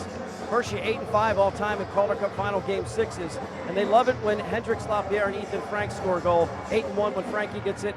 6-1 when Lappy scores. Lapierre's got one here as a shot deflects wide of Drieger. Didn't see it. His glove reaching across his body, and the puck was back wide of the net. Lieberman brings it in, but Miro Snachenko never tagged up, and offside is called on Hershey with 8:16 left in the second period. Bears have goals from Dubé on the power play and Lapierre, but the last two to Coachella Valley. Yeah, I'd like to see the Bears, Zach, just turn the tide here a little bit, get in on the forecheck. You know, this fourth line comes out right now, and I'd like to see them get in on that forecheck, set the tone again. You know, understand, hey, you're in our rink, it's going to be tough to play, and we're just going to continue to come and come and come. And, you know, the Bears got away from that for a little bit. They give up 2. You know, it's time for them to go back to work here. Face off to the Firebirds. Donovan into center ice. Sutter looks to knock it down. There's McElrath to take it away, and picked up by Strome after it was overskated by Shore at center.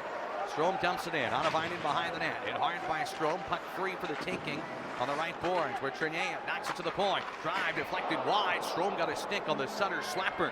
Lieberman off the left boards, plays behind the net. Strome is there, he's open, bounces it in front. Trenier tied up to the corner. Bears fourth line doing the hard work here. But right in the slot, Stu Neach on the takeaway, gave it up at the line. Sutter will keep it in, but the Bears were heading back to neutral. Now Strieger to set it up, and the Firebirds looking to exit. Fourth line putting their work boots on, but not able to get one. Remains 3-2 Coachella Valley on the Penn State Health scoreboard, but a building block shift there. Yeah, big time. And you see the separation. There's no separation there between Trenier and Stromer, and they end up keeping that puck, and that's exactly what they got to do. Pop here today from the right circle, threatening the net. Wheeling it around is Snively. The slot spins and shoots, deflected wide of Drieger. Bounces back to Day. Plays the wobbling puck to the point. Snively across, but the pass comes out to center to Lapierre. Snively has it hop his tape with the blue line. Hershey's able to corral it, settle it in their own zone. Under 7 left, second period. Some good looks of late. Hobbit-Ocktail's pass thwarted and knocked down. Carrick overskated. Snively took it away. Right wing to Frank. He's in on goal and shoots. Drieger the save. The rebound comes loose to Winterton, who clears to safety off the chest protector of Drieger. And the Firebirds clear. Frank, the guy you want. Leading the club with 10 goals in the playoffs. Limoges at center. Knocks it down. Melanson on the takeaway. Gets around Prisky, who darted up. Melanson and Limoges. Left side for Henman. Blocked. Good job by Prisky. Frank to center. Huntington's fresh. He's got it. He'll chip it in. Look to track it down. Fleury ties him up. Olesen behind the net. Hit hard by Limoges. You didn't see him coming. Creates a steal. Alex Limoges from Huntington behind the net, looking for the tying goal. Thompson starts at center. They score! Limoges to Dubé! What a play! And this game is tied again! It's 3-3! It all starts on the forecheck there, Zach. And, you know, Alex Limoges gets in, he gets a bump, makes a heck of a play coming out of that. And what a pass by him to Dubé coming right down the middle. And, you know, we talked a lot about Dubé this year being able to score goals, and you know, there's a reason he put 30 in the back of the net this year. It's a great showing for him. A hard-working goal for the Hershey Bears, and Alex Limoges makes it happen with the forecheck.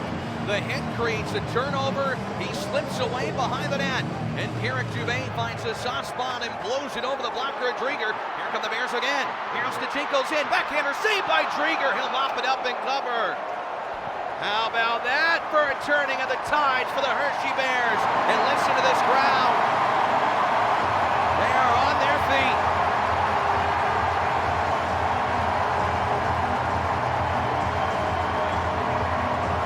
There's not a better feeling, Zach. You know, you feed off the crowd, and to have 11,000 or whatever you have in here tonight, it's a pretty special feeling. That's exactly the response they need. They score a big goal. They go right back down, you know, put pressure on Coachella, and that's exactly what they're looking for out of these guys. Pierrick Dubé, second of the game, has tied it for Hershey. 2 for Winterton, 2 for Dubé. 3-3 here on the Penn State House scoreboard. They're chatting with the scorers table right now, and they're just getting louder.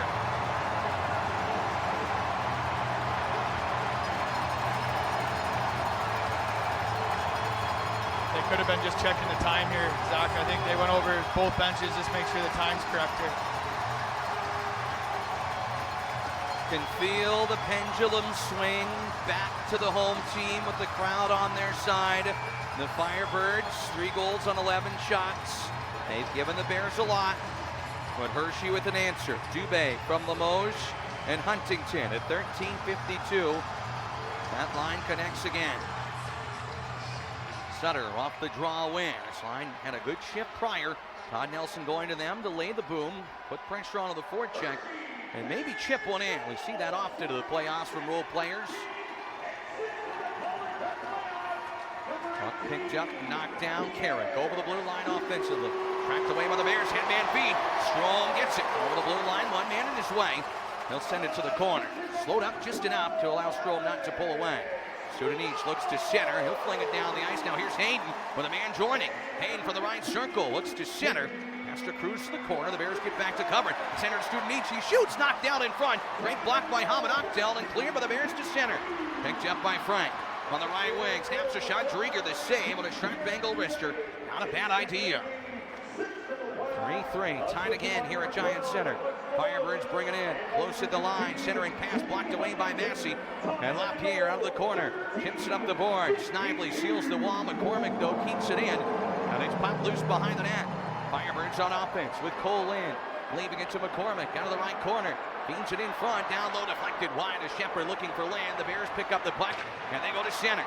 Snively for Frank. He was stationary and out of his reach despite his blazing speed. Firebirds turn it back to center. Back to McCormick. Hand over the blue line on the right wing. Lynn. They'll hit the trailer, but overskated by Olesen. Man, he had some space. And the Bears clear to safety. And the puck lands where? Finally in the Coachella defensive zone. And Dubé's all over Fleury. Dubé stole it from Fleury. Pierrick Dubé having a whale of a game tonight. Knocked away from Huntington, cleared behind the net. Seen a Bears hat trick in the playoffs since Casey Wellman way back in the day. Lieberman having to defend Lynn, took him down, knocked him to the ice with a check, and the Bears have it behind their own net. 4:05 left in a wildly entertaining second period. Now that the Bears have bounced back, they've gotten this crowd right back into it. Yeah, that's exactly it, Zach. You get in a big forecheck shift there. You know, you talk about that fourth line. They turn the events there and go right back at it. Big goal there, by Dubé. Dubé to the middle to Huntington, swatted away. The Bears reset in their own zone. Alex Limoges over the blue line. Left wing Huntington. He'll fire the net. A low slapper just wide of the glove of Drieger. Back around for the point. On the right wing. Can the Bears pull in front? Off the near boards. Huntington trying to cut it off. Comes to Dubé. Huntington has broken his stick up near the top handle. He'll head off for a change. The Firebirds to center. Tipped in down the ice by Hughes, so no icing. Puck sits flat behind the Bears' net. Vecchione is there. Looking to dig it free. Hasn't had one since the overtime winner against Cleveland. 2 for a goal. He's been playing fantastic. Puck back at center. Chipped in by the Firebirds along the left wing. Alonso with a backhander wide of Shepard. Bears doing a good job clearing the lanes. Blocker saved by Shepard. Took an odd hop off his blocker to the corner on the wrister from Carrick. Bears to center. Grabinski over the blue line. Right wing. Evans pelts him into the boards. Grabinski persists, but is passed out of the reach of Vecchione. And end we go here. A little fire wagon hockey. Firebirds in left wing. Milan's to the net. That's sticked aside. Both teams showing off their defensive prowess, defending the rush. Road out of the left corner. Behind the net. Wraps it in front. Knocked away. Miroslnichenko. Here he goes. 3-on-2 to center. On the red line. His pass picked off looking for Rabinski. And Hershey has to retool in their own zone. It just seems like someone's about to break away with one here. Hershey around the boards looking for Sutter. Way too far for everyone. Down the ice it goes, and down the ice we go to Todd Sadowski. As I need a chance to catch my breath with this pace. It is breathtaking, no doubt about it. Coming up in our second intermission report, I talk with President and CEO of the AHL, Scott Howson, about the state of the league. Plus, we'll get you caught up on the latest local news and weather headlines, our Fox 43 game break. I'll be joined by AHL Hall of Famer Mitch Lamoureux to discuss a wild second period. You guys will have the highlights. Let's send it back upstairs. Off the face-off, McCormick's wrister off Shepard's glove. He made the save on a shot that might have been going wide. So the Bears have been the master of goals late in period. 8 goals in this series in the final 4 minutes of a period, including 1 in the last minute. Period number 1 tonight. And they have another one in the cards tonight Stepping up, good hit, Krisky. He sends Morris into the seat of his pants. Not for the faint of heart tonight. Krisky in his own zone will just chuck it down the ice. And another icing called on the Bears with a minute 44 to go here in the second period. And an offensive zone faceoff for the Firebirds, looking to pull back in front after Dubé's 6 from Limoges and Huntington at 13:52. Tying us again. Yeah, and we've seen, you talked about it there, a little bit of track meet hockey back and forth, and for the Bears, it's go and establish that in the offensive zone. It's tough when you play track meet hockey, you're back and forth.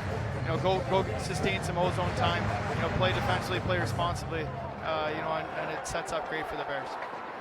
Krisky's third attempt down the ice, deflected by Trinier, but again on the wrong side of center.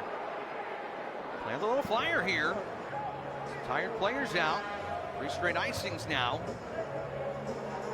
This one trying to stretch it in the last couple, maybe out of necessity, just trying to get a stick on it. Yeah, and you got a guy, in Sutsy that can win draws. So it's one of those things, you reset, you don't have something reset, come back to the face-off, and win a draw, go back at it.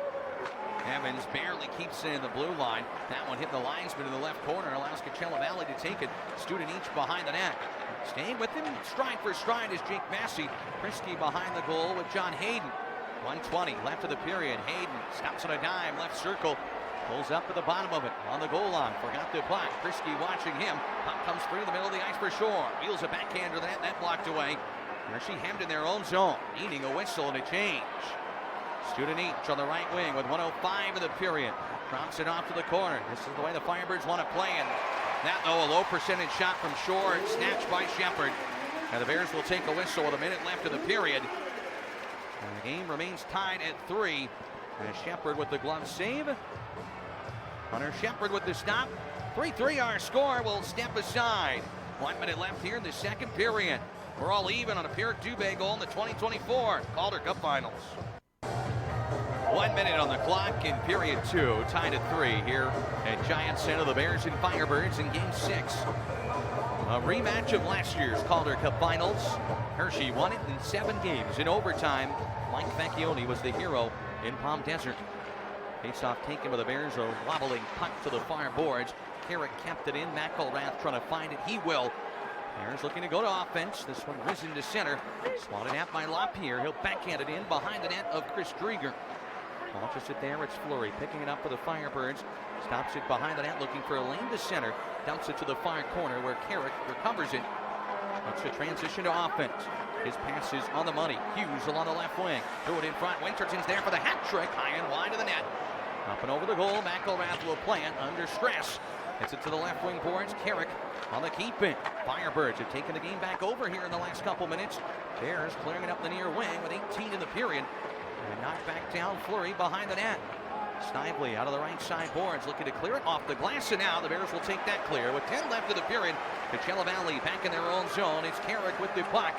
5 seconds left, sends it down the ice. McElrath to take it to the corner behind the goal to send us to the third period. With game 6 tied up at 3 goals apiece. Coachella Valley, the better of the two teams in that period in spurts, with a goal by Pierre Dubé. Tied the game after Student each got the party started. And Ryan Winterton added one on this net now scramble. But Dubé had the answer for the Bears. This club is all in. And we go to the third period, 3-3. So we'll hear from a member of the Bears downstairs with Todd Sadowski in just a moment, Garrett. Yeah, I think exactly when you look back on that period there, obviously you give up, a couple. But at the same time, you play some pretty good hockey. And you play that game that you need to play in the offensive zone for them. And, you see that shift. It starts... You put the fourth line over, you have Riley Sutter, Stromer, and Trinier running around, and they're able to create some space. They're able to turn that tide a little bit, and then all of a sudden you come out, Alex Limoges is able to make a heck of a play, and it ends up in the back of the net for them. The second period of Hershey Bears hockey on Fox 43 was sponsored by Orrstown Bank. Dream big, bank smart. Your community bank since 1919. Orrstown Bank, proud partner of your Hershey Bears. Alex Limoges made the play happen on Pierre Dubé's goal. He's standing by with Todd Sadowski. All right, so everybody knows what Pierre's going through with this, so we're going to have you talk for him a little bit, okay? He's got 2 goals already just not only what he's doing, Alex, to be out there on the ice, but what he's doing while he's out there. Talk about his goal-scoring prowess. Yeah, well, first of all, he's battling through a lot right now, and, he's in pain, but this is what it's all for, right? So, he brings a lot to the table, and he's a hell of a goal scorer. He can score from anywhere. So we know that, he gets his chances, good things are going to happen. Look, you're a heck of a playmaker yourself. You have some guys that can put it in the net. With Jimmy Huntington in Game 5, you're doing a heck of a job with the playmaking stuff. Talk about that last one to tie that thing up when you hit Pierre. Oh, yeah, it's just that's just how we draw it up, right? Like, we have nothing, we're going to rim release, and we need to make a play, feel where pressure's coming from, and crash to the lane, and Duke did a great job getting that shot off. 3-3 at home, Game 6 Calder Cup Finals. Not much needs to be said in the locker room. I'm sure you guys are ready to try and complete this thing. Exactly. Win a period, win a game. Thanks, Alex. Appreciate the time, man. There you guys have it. It's 20 minutes to go, tied 3-3. You're in your own building. Everything is set up for potentially a big celebration. Still a lot of work left to do. Yeah, 3-3, and that was a period where the Firebirds were the better of the two clubs, but all even going into the third. We'll step aside, stay with us. Great story coming up around the corner, so we'll bring you that next. 3-3 in the 2024 Calder Cup Finals. Welcome back to Giant Center. I'm Fox 43 Sports Director Todd Sadowski, and joining me now is the AHL President and Chief Executive Officer Scott Housen. Scott, thanks so much for the time. We got another special guest with us here, the Calder Cup. And as much as the Bears have a lot of history with the Cup, this is only the second time it's been presented in a very long time. So it seems fitting to be here, but this doesn't really happen that often, does it? Well, it's surprising that Hershey's won 12 times already. Going for number 13, and it's only been here once in the last 43 years. So that is a surprise to me, too. Yeah, and I think the matchup is really interesting. We talked about the oldest franchise and the newest franchise, and that it's a rematch. So quickly, these two teams have got a really good rivalry going. Well, they really do, and it's such a unique matchup to have our newest franchise and our oldest franchise going at it for the second time. It's only happened, this is the second time it's happened or the first time it's happened in 33 years. So really unique matchup.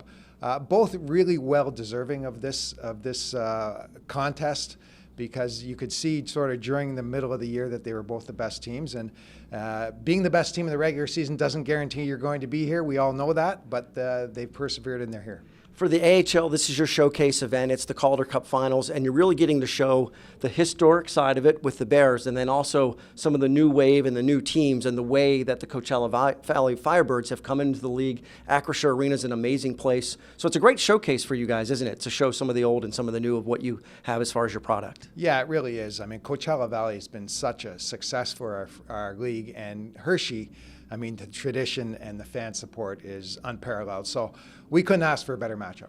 Well, it felt like a rock concert out in Coachella Valley. The fans here, they're trying to break a record tonight for a sellout.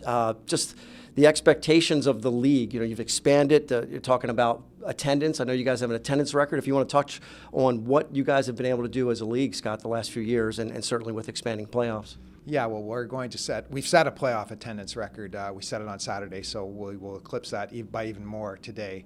But the regular season, our teams hit it out of the park. We're up significantly again in ticket sales. So the American Hockey League is really thriving, and we're really proud of that. All right, well, we're going to see the Calder Cup a little bit later. One of these teams is going to be awarded the Calder Cup. Of course, we'd love to see the Bears get their 13th. Thanks so much for the time. We really appreciate you being here. Thanks for having me. That wraps it up here at Giant Center. We'll be right back with more Hershey Bears playoff hockey.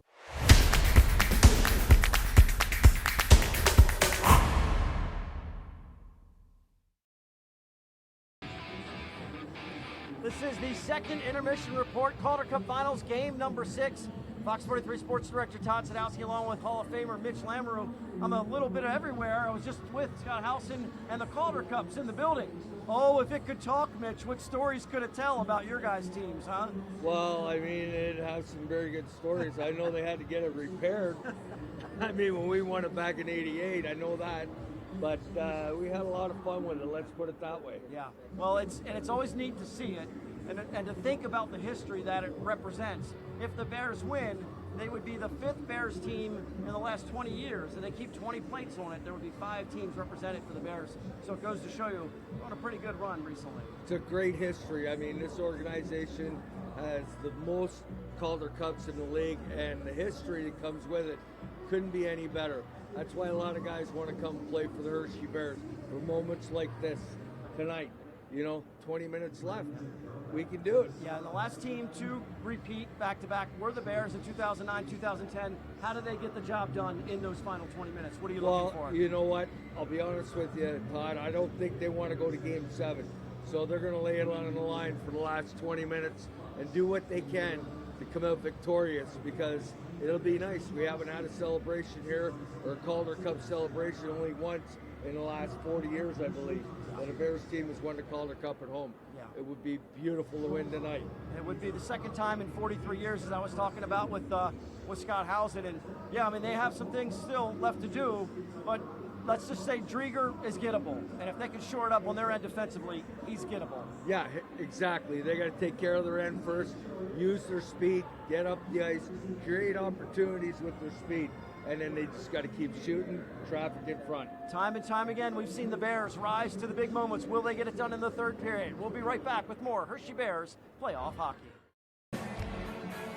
Hope you took your heart medication tonight, because you might need it. The Bears have played some wild hockey over these last couple of years. The good news is they've come out on top more often than not. The defending champions looking to defend their Calder Cup title, win tonight.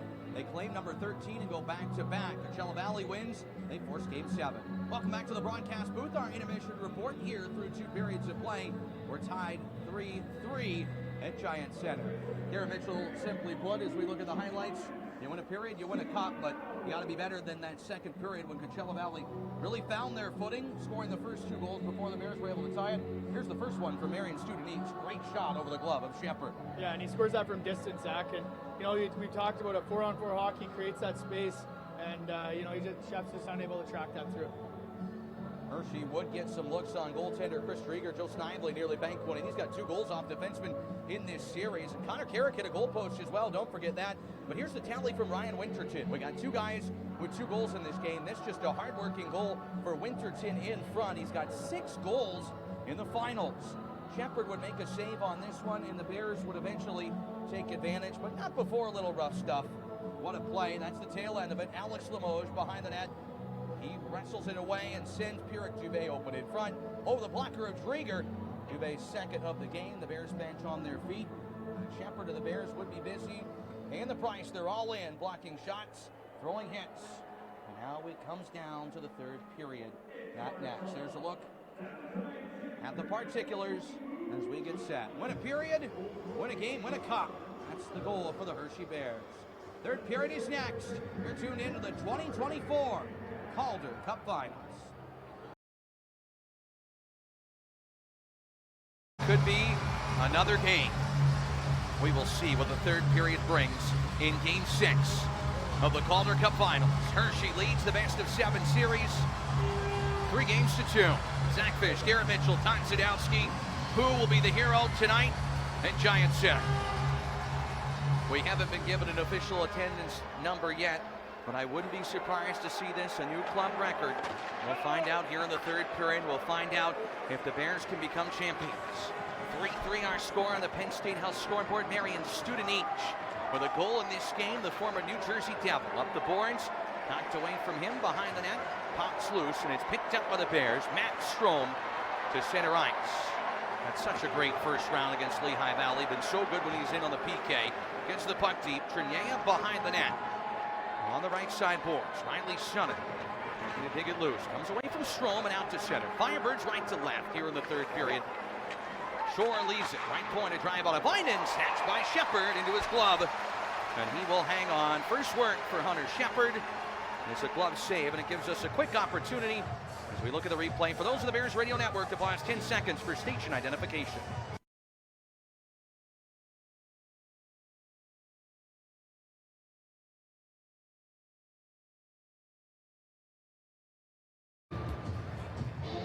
Draw to the left of Hunter Shepard. There's goaltender. Facing 13 shots, tying up off the faceoff. One back behind the net by Hershey Hamanaktel. Able to guide it free up the left boards. Olesen on the keeping. Batters it around behind the net. Drew McCormick. He'll go topside. Firebirds picking up where they left off. Wheeling around offensively. Slap shot in front. Blocked and deflected. Up and out of play. Into the safety net with Logan Day in the area. So how do the Bears here combat this? Coachella Valley, we saw it a lot from them in Game 3. Right now they're having their way with it. The Bears are doing a good job weathering the storm, but Todd Nelson's phrase was fight fire with fire. Yeah, you got to go dictate here, Zach. You know, in this third period, you got to go dictate the play. You know, don't sit back. You got to understand you have success when you start dictating the play.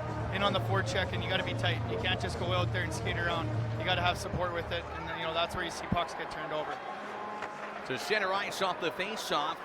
Snively's pass across, intercepted by Olofsson. He tried to go left to right. Now the Bears have to double on back in their own zone. Octel up the boards to Ethan Frank at his feet to center.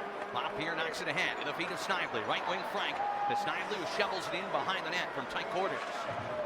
Here can't find it up the right side boards for Cole Lind. The veteran out to center, the former Utica Comet. Shot in behind the Bears net, and Shepard is there to stop it. With the trapezoid behind the net. Hershey to center at the left wing. Over the red line, Joe Snively for the Bears. Will send it in behind the net. Dubé with 2 goals. Knocks the puck free along the near boards. Dubé have another one in it. Limoges. Left point. Mickey Lieberman with it. Centers to Limoges at his feet. Knocked away, and Huntington can't find it. It's picked back up on the Firebirds. Shot in over the head of Lieberman. Behind the goal line, Day absorbs the hit, falls down. The puck rolls loose. Coachella Valley has it. Winterton parked in front. Shane Wright powers to the net. It pops off the blocker of Shepard. Limoges will clear to the corner. Settles flat for Dubé to clear to center. He hits Huntington over the red line. Into the offensive zone. Limoges gets there first. Takes as if he's going backwards with it. Leaves it behind the goal. Huntington knocks it free from his knees. Firebirds get it. 17:30 left third period to center ice. Rookie Leighton Rowe. Down Broadway. Fleshed out to the left side board. Sharp angle shot. Sticked out by Shepard. And put back up by Rowe. Gave it away. 3-on-2 up ice Hershey. Led by Chase Prisky. Over the blue line for the Bears. Left wing. Wrist shot. Vecchione deflected. Up and out of play. Into the safety net with 17-16 to go in the third. Tied at 3 in game 6. Yeah, and I love that there, Zach. It starts with a block shot, turns into transition. And you talk about good defense leads to good offense, and that's exactly what that was there. You have a shot block in your feet, turns into a 3-on-2, and an opportunity there for Mike Vecchione to get that shot off. Sutter, Stroman, Trineyev. I'll tell you, Trinyeyev's been so good in these playoffs. He doesn't have a goal. It would be only appropriate if it was him. The center ice. He'll glove it down. Tap it in along the left wing. Closed off by Ottovine, and he knocks it behind the net. Heavy hit by Trinyev. Off the left point, Haman Octel steps into it. It's cleared out to center. Chase Prisky with 3 minutes gone. Third period tied at 3. Zach Fish, Garrett Mitchell, Konstanowski. Producer Ed Albert. Stretch pass to center. Trinyev down the left wing. Trapped by the other 44 Schultz. Bogdan Trinyev to the left side corner. Belted there. Lost his glove in the process. Did Schultz behind the net. Firebirds will take it. Slowly roll out of their own zone, but Fleury waiting it behind his own net. Defenseman Cale Fleury, the 25-year-old, gets the puck ahead to center. Stretched in by Lynn, stopped down in neutral. Falling down for Hershey. Blowing a tire was LaPierre, allows Coachella Valley to bring it in. McCormick trying to get around Massey in the left dot. Leaves for Lynn, pass to the blue line, miss Olofsson. Self-inflicted wound there for the Firebirds. They clear it to their own zone. Yeah, just good stick on puck there by both defensemen. There's a little bit of a switch there. And that's where you can get mixed up. But great job communicating that out, and it doesn't turn into any opportunity. LaPierre up the left wing, gets the puck in Snively, throws the check along the 5 boards, but Max McCormick, their captain, to center ice for Coachella Valley, trying to extend their season with a win tonight. Nothing decided here, tied at 3. Ahead to center, shot in behind the goal of netminder Chris Drieger. Played him off for second. Stetska is the backup. Nate Stevenson watches as Hunter Shepard tries to win his club another cup. Limoges at center. Rolling in over the blue line. Leaves left wing along the point. Huntington. Back to Limoges. Falling down as Fleury went for the stick check. Now the puck to the Fireboards. Fleury back on his feet. Will leave for his teammate McCormick. Firebirds break the press to center ice. Winterton, the most dangerous guy on the ice for Coachella, will fire off the right shoulder. Shepard, the rebound. He made the save on the one hopper. Chopped on net by Wright. Save by Shepard and no rebound. Yeah, just a great job swallowing that second one up there too, Zach. He's, a little bit of a, tough shot for him to handle, and that second opportunity there by Shane Wright, he's able to suck that right up in the breadbasket and not allow a second opportunity right in front of the net. Well, this is where Hunter Shepard earns all the accolades of being a winner and coming up with those timely saves. When the game gets big, Shepard is nearly unflappable. Now up to 14 saves tonight. He has surrendered the 3. All that matters right now is a win. Face off to the Bears. Henrik Rubinski with the puck to Miro Snichenko at center. Ahead to Mike Vecchione. Knocked away from him. Firebirds back in their own zone. Connor Carrick looking to break it ahead to center. Riker Evans has it along the left wing. Hughes on the near boards. Evans knocked down by McElrath. Fell easily. Play continues. McElrath on the backhand. Up the boards. Couldn't get it out. Knocked down. Winterton thought it was a high stick. They say play on. Shot from the line goes wide of the goal to the near wing. Coachella is pressing. It's Carrick behind the goal. How an Octel stick broken half. A turnover because of it, and it's shot wide of Shepard. Oh, bad time for that lumber to fail. But the Bears survive the threat. Miro Snichenko is firing center, blows a tire, and back come the Firebirds. Massey defending, sticks it away from Hughes. Took a stick up high, offensive zone penalty on Cameron Hughes, and Hershey's headed to the power play in a tie game with 14:21 to go. Well, this is a big one here, Zach. You get the momentum back, and there's some times there in that throughout the first 6 minutes or 5.5, that Coachella kind of put the pace on, and you talked about that broken stick. Hardy just goes to pass that thing over and it helicopters away. So right now this is a huge power play. We saw them have success on the first one. Now let's go right back to the well, establish that shot. Lanes are going to open up, and you'll have an opportunity here. Great work by Jake Massey to draw the minor. Hughes to sit. Second power play of the game for the Bears. They're 1 for 1 of the power play goal for Pierre Dubé. He's on the ice right now with a face-off to the right of Drieger. Special teams and goaltending. Win your championships. Here's a chance on the power play with Ethan Frank. To Alex Limoges, left circle. They were shot first last time around. Will they be here? Dubé, pin to the boards. Needs some help. Snively comes over to get it. Knocks it to the blue line. Well done. 3-3. Third period. Bears trying to pull in front. Take the lead. Center point Snively. Right circle. Lapierre. Traffic in front. He shoots. Drieger the save. Rebound. Kicked it out with a right toe. Limoges was there. Kept into the point though. Snively to Lapierre. In the slot. Miss Dubé. Kept in by Snively. Great job sticking it away from Winterton. To the goal line, Limoges on the hunt right now. Goes Snively to Hendricks Lapierre. Wheels the middle. Left side Frank. He'll settle it. Shoots to the goal. Blocked and knocked away. Fleury trying to clear it. Knocked like a magnet. Back to the Bears. Dubé. 110 of the man advantage. Snively on the right boards. Doesn't shoot it. Always thinking pass. Snively cuts around. Left wing boards to Ethan Frank. Joe Snively for Hershey with it. Lapierre. Right circle. Snively looks to the goal. He'll shoot. Blocked and knocked away. He gets it back. Around Hayden. Snively again. A save by Drieger off his chest protector. And into his glove. He'll hold it. And the second power play unit out is Snively with the look.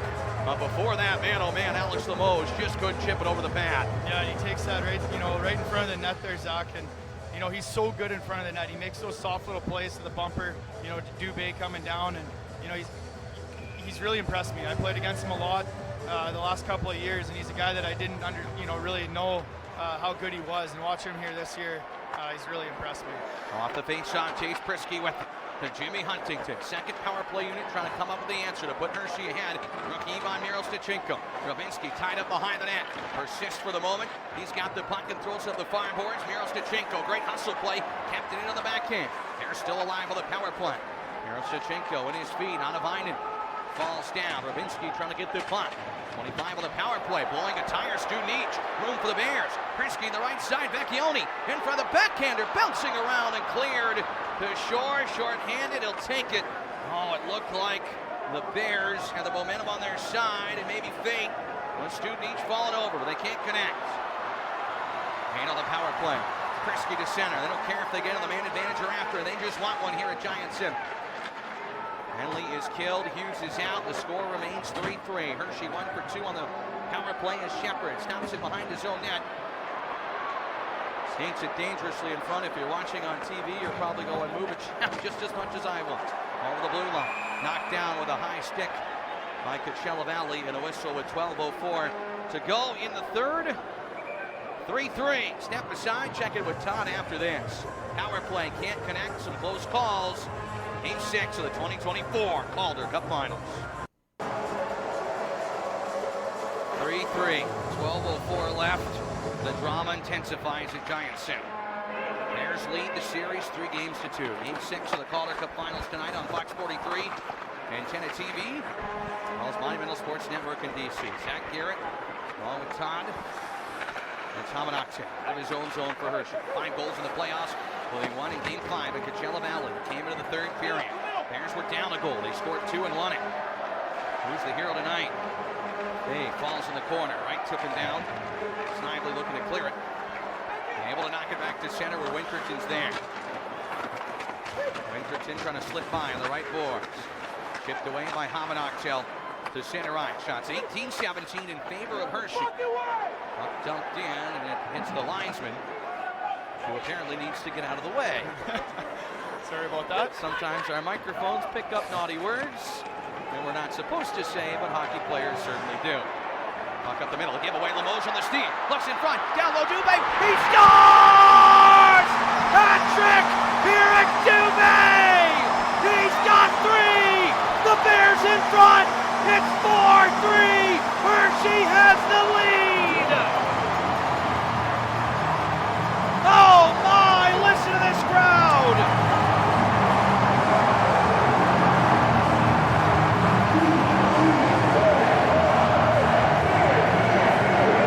Just unbelievable, Zach. Like, when you watch the patience by Alex Limoges, he doesn't panic. He's able to corral that puck off the forecheck there.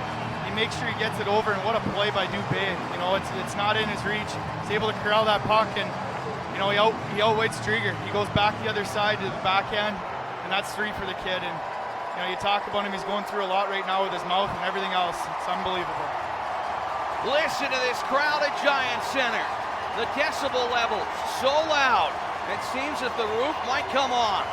The words of John Walton, the voice of the Capitals, the voice of the Bears in 2010 in Game 6 when Hershey won it. They're not there yet. They have 11:04 left, but Eric Dubé has just scored the first hat trick for the Hershey Bears in the playoffs since Casey Wellman against the Worcester Sharks in 2015 in a 10-4 victory way back when. And a hat trick in the Calder Cup Finals is even more rare. Only 4 previous hat tricks by a Bear in the finals. The last, Alex Giroux at Manitoba, May 30th, 2009. Huntington created the turnover. Limoges sets up Dubé. The hat's on the ice. And Todd Sadowski, what a goal by Eric Dubé. And this building just erupted. Just when you think they're running out of storylines, Pierre Dubé jumps up and scores a hat trick. There's time to go, but it's so much fun to think about who is going to be next, who's going to rise to the big moments. The Firebirds aren't going to go away, but every single time you have a beat on how the Bears are going to do it, they come up with a different way.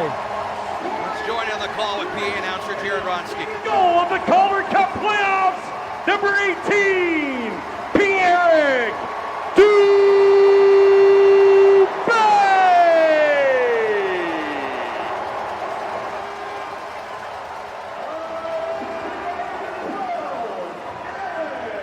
They haven't announced it yet, but I do believe this is going to be a record crowd at Giant Center. And with 11:04 left, Eric Dubé on his steal. I mean, what a finish. Chris Drieger's looking for his jock in the rafters. Yeah, and he makes that fake, Zach. He looks like he's going to go to his forehand as a right-handed shot. He pulls it back across his body, and like I said, he's able to wait out Drieger and put it on the far side on his backhand. But, you know, what patience by Limoges. He doesn't panic. You know, even a better finish by Dubé. A hat trick for Eric Dubé tonight. And we're back to live action, and now the Bears got to use the momentum of this crowd to put the Firebirds away. Snively up the middle, knocked away from him from McCormick. McElrath will clear it back in. 10:48 left in this one. That's an eternity in the hockey world. A lot can happen. But the Bears in the driver's seat right now, with the Calder Cup on their minds. But right now, they'll tell you, cliche, right? It's just another game. Gotta close it out. Fans behind their club. Evans to center ice. Knocked down by Riley Summer. McElrath in his own zone. One hands it to the line, not out. But luckily, Trinier is there to clear it. Knocked by by Sutter. Back to neutral. Carrick dumps it in. Hunter Shepard, the most important player on the ice right now, sends it left wing. Hits the puck to Hamanaktel. Triniev at the red line, tipped that down. Officials should talk about this here and put it at center. Bogdan Triniev's whole body was on center ice. Now the stick might have been right behind it, but they say icing. Yeah, that's a bold call there, Zach. I mean, I guess I talked about it early on in the first, right? They set the standard early with Stromer there, you know, but his feet are over the line, and you know, yeah, typically they give that to you. Fans, you don't get to see Garrett's body language up here, but he did not like the call. Off the draw, a whistle goes. Student Nietzsche, beg your pardon, Shore is doubled over in pain. And they blow the play dead. He's dropped his stick and is holding his arm, heading off. Did not see an arm up for a penalty call. I think they just blew the play dead for Shore. And with 9:57 left, we will step aside. Carrick Dubé, Bedlam in Hershey. What a goal. Has the Bears in front. You're tuned into the 2024 Calder Cup Finals. Elite. A new attendance record in Giant Center history. 11,013 here tonight, surpassing 11,002, set in Game 6 of the Finals in 2010. Kudos to Bears fans for making noise. They're not done yet, leading 4-3 in Game 6 of the Calder Cup Finals. Puck up the right boards. Winter's in with it. Lost control. Day on the takeaway to Mike Vecchione at center. Bears looking for insurance. Miroslnichenko over the blue line. In the slot right, gets back to intercept. Miroslnichenko sticks it down, but gloved and dropped by Hughes over the blue line. Firebirds now playing with their backs against the wall. Day up the middle to Henrik Rubinski. Playoffs are where heroes are made. Carrick Dubé has certainly become one.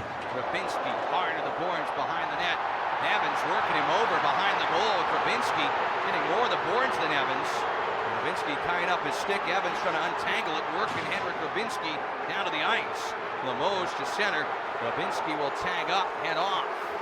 Limoges pushes it back. Penalties not called on that play at all. Fans don't like it. Dubé to center. You got any more in him? Limoges shoots it in behind the net. Back behind the goal. Huntington on a guided free. Got in the way. McElrath steps up. Now be careful on those, but they can also be a huge benefit as they make Coachella Valley think twice. Trench to center, deflected away. Otherwise, Hayden might have had a breakaway.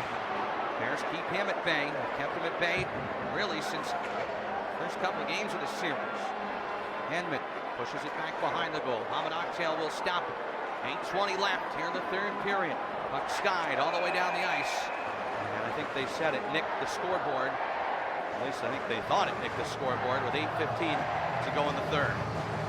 Yeah, this is, you know, Zach, right now, this is where the Bears just keep going. You know, you can't sit back and let Coachella start dictating the pace. You got to keep pouring it on. And like I said before in Game 5, you know, when you sit back and you let them, you know, climb back into this game, just you got to keep going and understand your forecheck is your strongest weapon right now.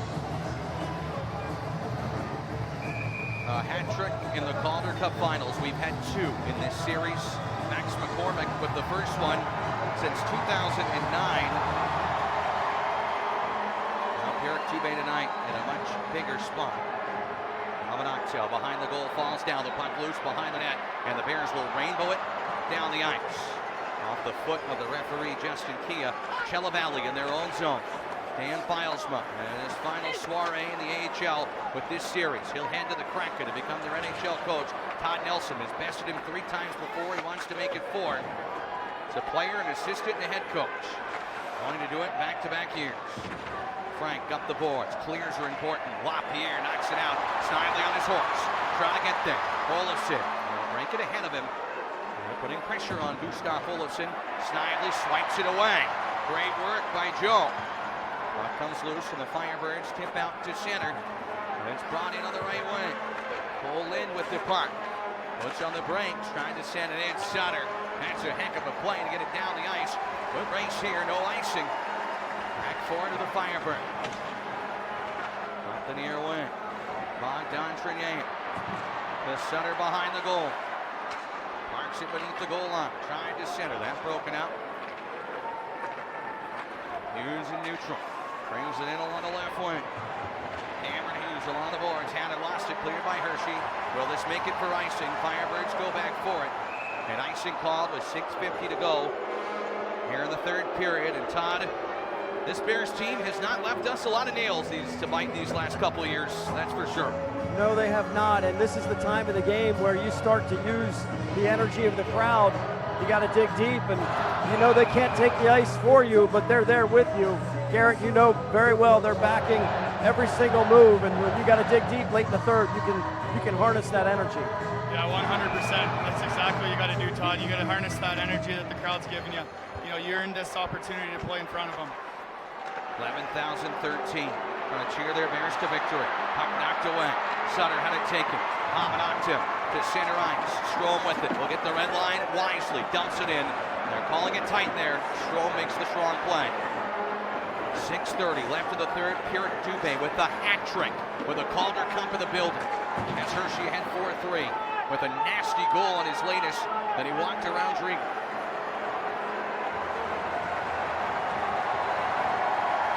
We're going to hear a lot of this in the final 6:15 if the Bears can hold on. Just the noise of the crowd. Henman, right wing to Studenic, trying to silence him. A goal already in this game. He can escape. All the way up top, left wing. Huntington blocks the shot to the net and clears it. That hit a Bears stick in the bench. That should be a whistle with 5:58 to go in the third period. Now it's crunch time for the Coachella Valley Firebirds. 11,013.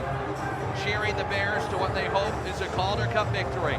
We'll be back with the conclusion of Game 6. You're tuned in to the 2024 Calder Cup Finals.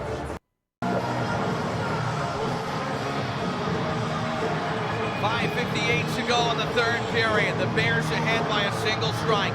Pierre Dubé 7th, his third tonight, at 8:56 from Alex Lemon. McElrath having an animated conversation with linesman Ryan Jackson. Face off to the right of Hunter Shepard. 11,013 here tonight.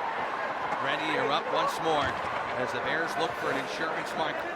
Firebird skated in. Right wing with some room for Shane Wright. His shot off the outside of the goal. He rushed that a little bit. Couldn't get it to the net of Shepard. Hamanaktil makes the play. Vecchione clears to center. Rabinski will knock it around Carrick. No icing. Connor Carrick goes back for it. One hands it loose away from Rabinski. Makes the play. Firebirds wheel to center. 5:30 left of the third. 4-3 Hershey on the Penn State now scoreboard. Up the far boards. Hughes missed it.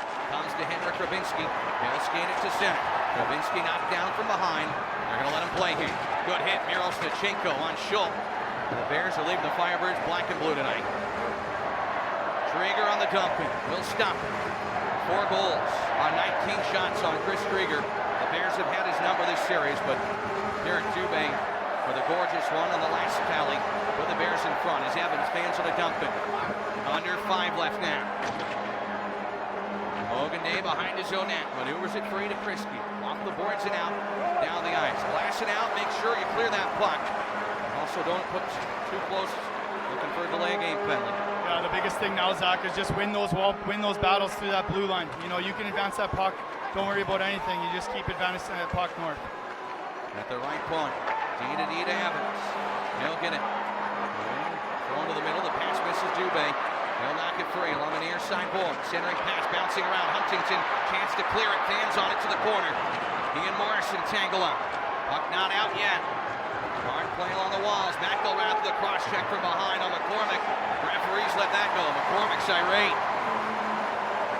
Huntington with Dubé. 2-on-2 ahead. Lemon joining Huntington to the net. He shoots high and wide. Nearly the kill shot there. 4 minutes left in the third period. This line continues to do the damage. They can't make it a 2-goal game. Lemos with a pair of helpers tonight. The 100th playoff game in Giant Center history.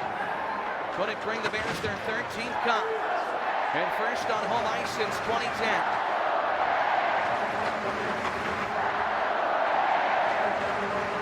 Firebirds in on the right wing. Hayden, 4-3 Hershey. Henman on the right side of the point for Carrick. Connor Carrick shot knocked down on the wing. Hamanaktil, chance to clear it, gets it to the line, it comes to center. Well done. off the glove of the defenseman. Studenic takes it back in his own zone. 3 minutes, 15 seconds left. Volley down. A steal. There's break in. LaPierre all alone. Oh, a save by Drieger. He knocked it away. That looked like it was headed in. Chris Drieger keeps the Firebirds alive. LaPierre sneaks loose after a giveaway. Hughes center. Shot block. Comes loose in the slot. Fleury scores. Tied at 4 with 2:55 left. A close call on one end. Chris Drieger saves the day, and Fleury has us tied. Well, you know, it's a missed opportunity at one end there, Zach, and it comes back, and you know, everybody's down and out in front of it, and it ends up coming right to Cale Fleury. He throws it through Hunter Shepard's underneath his glove hand through his body. Just an opportunity on one end and an exchange on the other.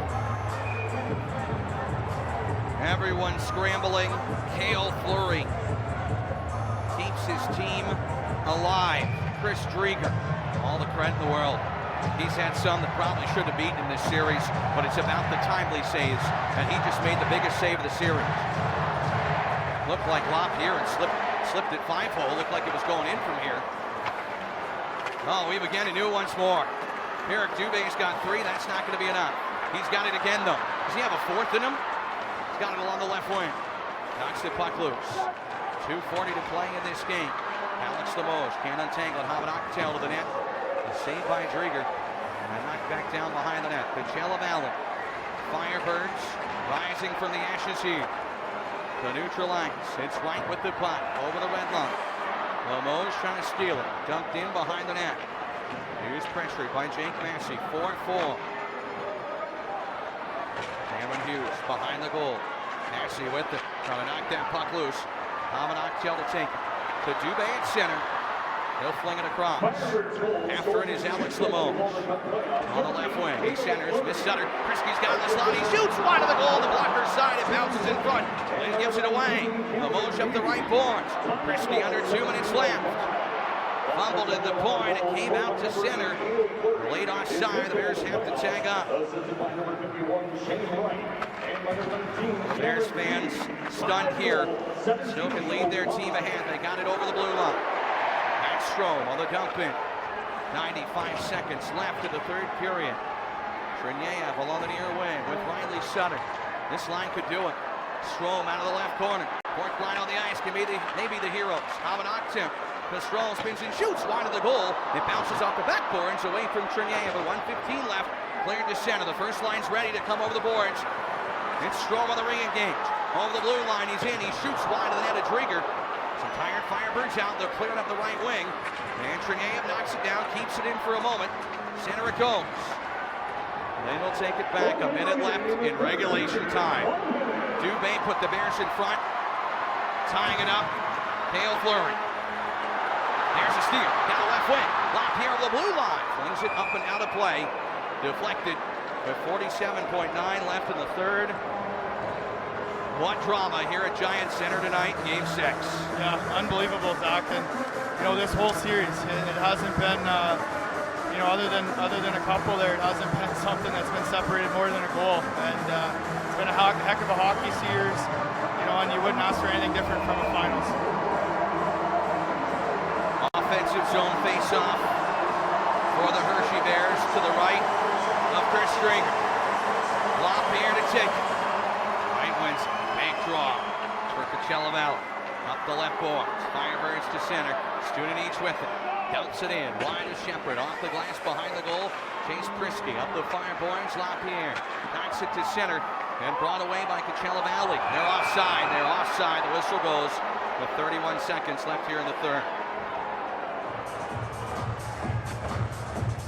Low shooting game. 21-18 Hershey. But we're 4-4. Just a defensive battle there, Zach, and nobody wants to give up that opportunity in front of their goaltender. And the chances that have gone in have been ones that for the most part have been earned. It's big boy hockey, and that's all you can ask for from the finals. Fourth line comes back on the ice with a face-off just outside the Bears' defensive line. Sutter to win it. Well, they've scored a lot of goals late in periods. 25 seconds left in. Chipped in. Bernier behind the net. Krieger out to play it right circle. Taps it to Carrick. Rushes it up the boards. It comes to center. 15 seconds left for Hamid Aktin. Knocks it out of his own zone. Picked up by Carrick. Brings it in down the right wing. Carrick drives the net. Shoots a little roller. Shepard the save. The rebound off the outside the net. Then cleared behind the goal. The Bears survived. Final seconds tick off. And Game 6 is an instant classic. It's headed to overtime at Giant Center. If the Bears are to win the Cup tonight for the second straight year, it will take OT. The Firebirds with a late tally from Cale Fleury at 17:05 has extended this game to overtime. And the heart attack hockey for the Hershey Bears continues. Yeah, it is, Zach. I tell you what, it's a lot tougher sitting up here than it is down there. You know, just the emotions and you know, watching it all unfold. But what a game! You know, what a series, what a game. And you know, I like the Bears' chances in this overtime. We've seen it happen before, and you know, why not now? Overtime around the corner. My oh my, we have seen some epic hockey. And the Bears, if they can win in front of a sold-out crowd tonight of 11,013, a new record, this building might just explode. We'll take a break. We'll return. Intermission content coming your way. Stay with us. Overtime, Game 6 of the Calder Cup Finals coming up from Giant Center. This is Hershey Bears hockey. Sure, why not? Overtime, Game 6 of the Calder Cup Finals at Giant Center. I'm Todd Sadowski along with Hall of Famer Mitch Lamoureux. And you didn't expect it to be easy, did you? I mean, this is the way the Hershey Bears have been the last 2 years. But people seem to always rise to the big moments. We thought Pierre Dubé did. We're going to need another hero.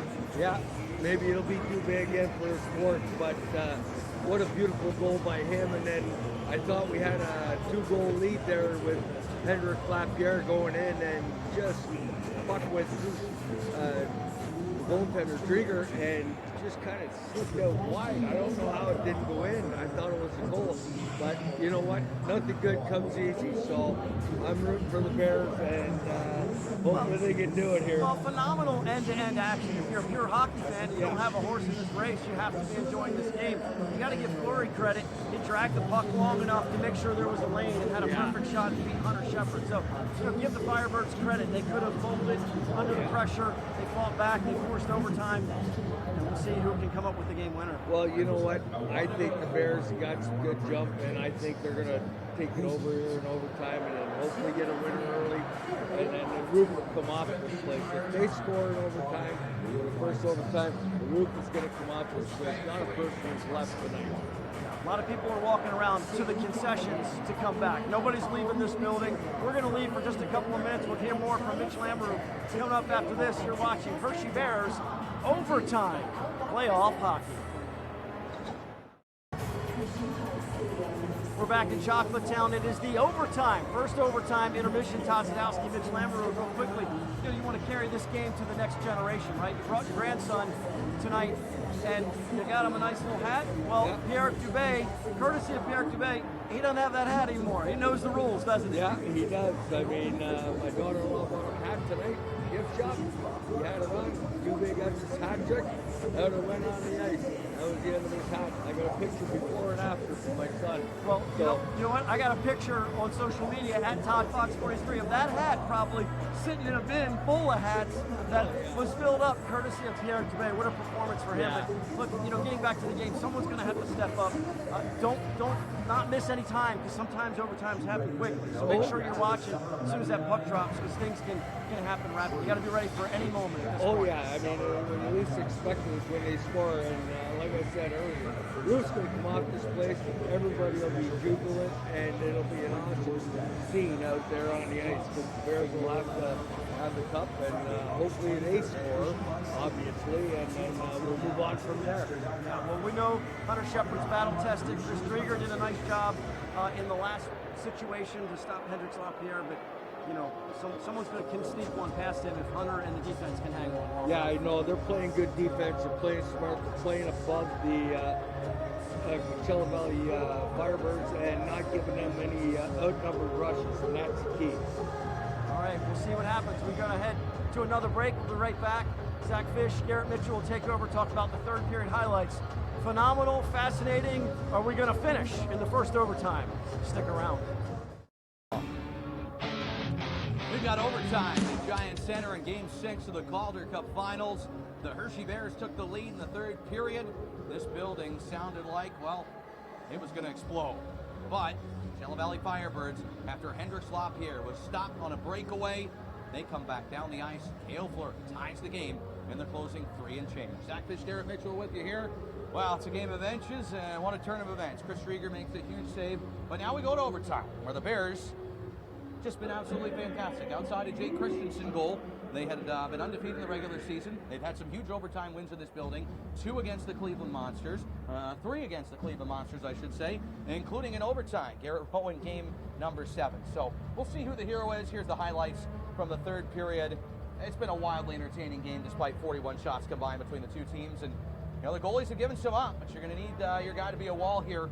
Hunter Shepard with some saves, and we see that chance in the power play from Alex Limoges that wouldn't go. Yeah, and you know what, Zach? At the end of the day, you get one, you win a Calder Cup for the Bears, and you know, right now, it's all you need. You need one goal. You know, let's put it together for you know, this overtime period. If it takes 2, it takes 2, and they put themselves in this situation to do it in their own building, and right now, it's this is a pretty special night.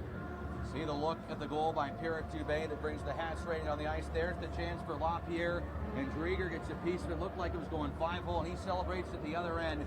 His save changed it there. Hunter Shepard made a save late in the period to force overtime, and that is coming up next.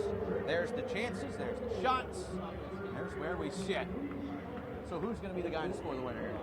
I don't know. I love Dubé. It's hard to go against Dubé. He's got 3. You know, I take Dubé. Eric Dubé is your pick. I'm going to go with Mitchell Ammer. He said Hendricks Lapierre to win it tonight. Overtime is next. You're tuned in to the 2024 Calder Cup Finals.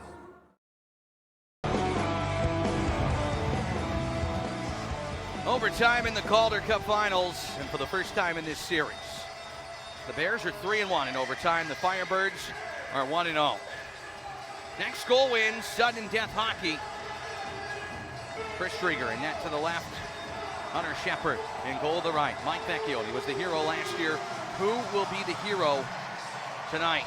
Either a season saver for Coachella Valley to force a Game 7 or a cup winner for the home team. 11,013 and no one's left. They all head back to their seats as we start overtime. Zach Fish, Garrett Mitchell, Todd Sadowski to bring you the call, and we hope it's a winning one for Hershey. Puck is down. Overtime is underway at Giant Center. Bears right to left with Joe Snively. Top line is on. They'd love to get it done quick.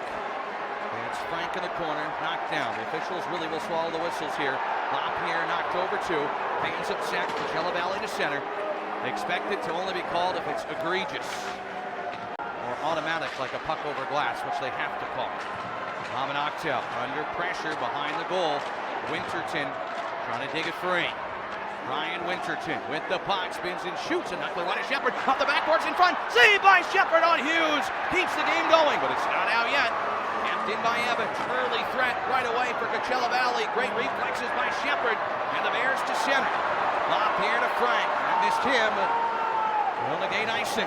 Frank gets there first. Pushed off the puck. He'll head to the bench for a line change. What a save by Hunter Shepard. Keeps it going. Sutter. Steele on the right wing. Oh, he had Tringham in front. He couldn't find him. Strome's got it in front. He scores! He scores!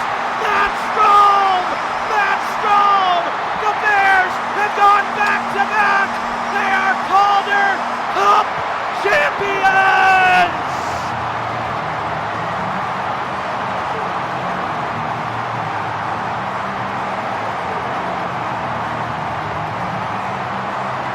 Lucky number 13 for Hershey. It's Sweeter by the Baker's dozen.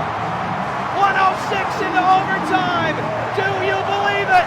The Bears win the Calder Cup.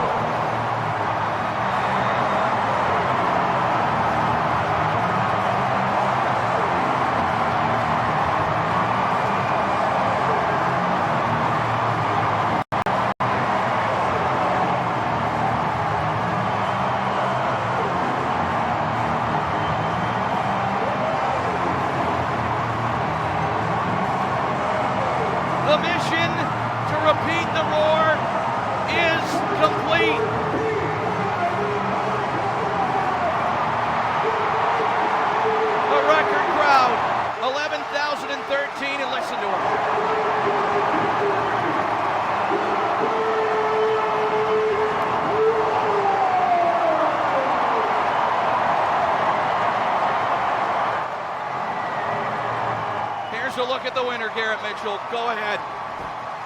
I mean, you look at a guy scores the Game 7 winner in Garrett Rowe. He doesn't start the playoffs. He's in and out. You look at a guy like Matt Strome, doesn't start the playoffs, comes in and scores an absolutely huge goal. And, you know, you're at a loss for words watching this happen in front of this crowd. It's just absolutely unbelievable, Zach. You know, there's not an open seat in this building. Set a new franchise record for attendance. You know, it's just unbelievable. I don't know what else to say. A huge, absolutely huge goal for Stromer. Matt Strome has won the Calder Cup for the Hershey Bears. They have gone back-to-back Calder Cup number 13. Oh my word, Ivan Miroshnichenko has the crowd going. The Bears are saying, let's get the handshake line going. We're going to hear from Todd Sadowski coming up in just a moment with some of the players as the handshake line ends. The Hershey Bears have won the Calder Cup. The most historic franchise in the American Hockey League. In a town built on chocolate. In a place where roller coasters entertain thousands, millions of tourists. A hockey team put in by Milt Hershey in the 1930s. The standard of excellence in the American Hockey League, and they have once again climbed to the top of the mountain. The Calder Cup resides in Chocolate Town once more.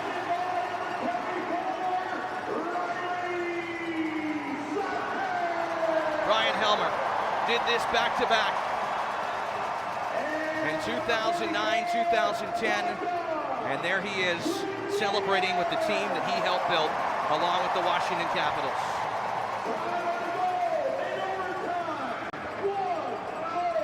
Gonna be a party, a long, long night here in the sweetest place on earth, that's for sure, Garrett. Yeah, it is, and you know what, Zach, keep the cup in Hershey. You know, we'll have it around town all summer long, and there's not a better feeling.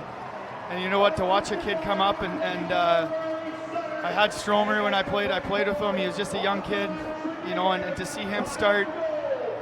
I had a conversation with him before you know, things got going. He's out of the lineup, and you know, it's unbelievable. There's not a better way. You know, I said you're going to need a chance. Everybody's going to get a chance to go at this thing, and for him to score that goal, it's unbelievable. All right, Todd is down there somewhere in all this chaos. Todd, when you got somebody, your mic is on. Fire away, my friend. He's getting in position right now to grab anybody, but the crowd is deafening here at Giant Center tonight.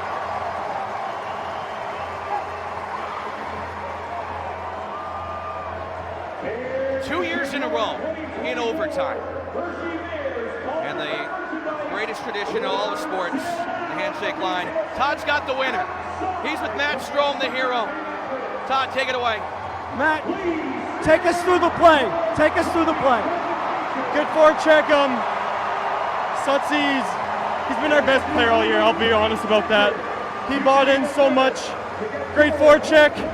No possibly in the slot, and just shot it, and the rest is, I blacked out after that, but the rest is history. You don't often get that much time. You had a lot of time. What were you thinking as far as, did you see net and go for the net, or did you just fling it out there?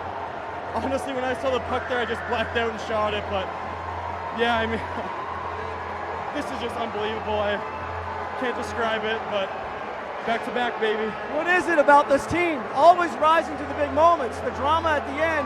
I'm sure there was no panic in the locker room. What was the feeling like after you were heading to overtime? We're so confident. You know, all year we worked so hard, all of us together, and you know, before training camp started, Nelly said we had a better team than last year.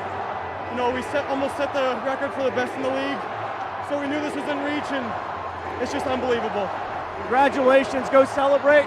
You're in the history books, my friend. Thank you, thank you. Incredible. Matt Strome, we said do not hesitate, get in your seats. Things could happen quickly, and they did. Matt Strome finishes it and restores the roar, repeats the roar for the Hershey Bears. Matt Strome, second of the playoffs at 106 from Riley Sutter and Bogdan Trineyev. The cup presentation to come soon. Todd will be joined by more members of the Bears, and there's the guy, Hunter Shepard. He just wins, right? Yeah, he does, Zach. What a save to start overtime. Unbelievable, and he was tested down the stretch there in the third period. Connor Carrick makes a heck of a move. He's been the backbone of this team the last 2 years, and what a special thing. Todd has got the guy that assisted on it, Riley Sutter. Riley, you're in the rare position to compare Calder Cups on the road and at home. How do they compare? I mean, either way, it feels great, but to be able to do it on home ice in front of these fans and our family, it's pretty fucking special. Pretty special, sorry. We were wondering who's going to be the hero. Everybody continues to step up. You're not surprised it was Matt Strome, are you? Not at all, not at all. I mean, anyone in that room could have done it, and for him to do it, it makes it all that much better. This is only the second Hershey team to win the Calder Cup on home ice in 43 years. That's hard to believe, but here you guys are enjoying this in front of the home crowd. Like I said, being able to do it on home ice in front of all these fans, look at it. We set a record for attendance tonight. Well, it's pretty special. Last thing I want to ask you is, what is it about this year's team? So much belief, so battle-tested against Cleveland, all these big moments, somebody just continues to rise. There's always someone in that room.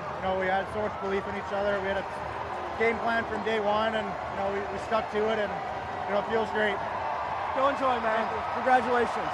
Chase, keep it here, guys. Keep it here. All right, look, I just talked to somebody that was able to compare the Calder Cup on the road and at home. You joined this team because you knew this was a special group of guys. This is amazing what you guys were able to accomplish. Another overtime victory, this time to repeat the roar. Yeah, I mean, you put in work every day, you come to the rink, sometimes there are just no words. I mean, you might play your whole career and never have a chance to win a championship, and we knew coming in that we had a chance this season. And all we did was work for that chance, and it feels unbelievable for that to come to fruition. It's June 24th. Does it feel that late in the season? You guys must be walking on air, skating on air right now. Just describe, when that puck went in, Stronger puts it in, your reaction. Just pure elation. I mean, it's unbelievable. For a guy that works so hard, in and out of the lineup, he comes in and he puts on an absolute performance since he got in. And there's not a guy that's more deserving than him to score that goal. Last thing is the locker room after it does go to overtime. A sense of calm, just everybody confident that you guys were going to get it done? We've been in this position before. We knew exactly what we needed to do. The first 5 minutes were critical, and we took advantage of it. Go enjoy this record crowd. Thank you. Congratulations. All right, guys, we'll get some more interviews. We're going to do the awards ceremony now. Let's send it back upstairs.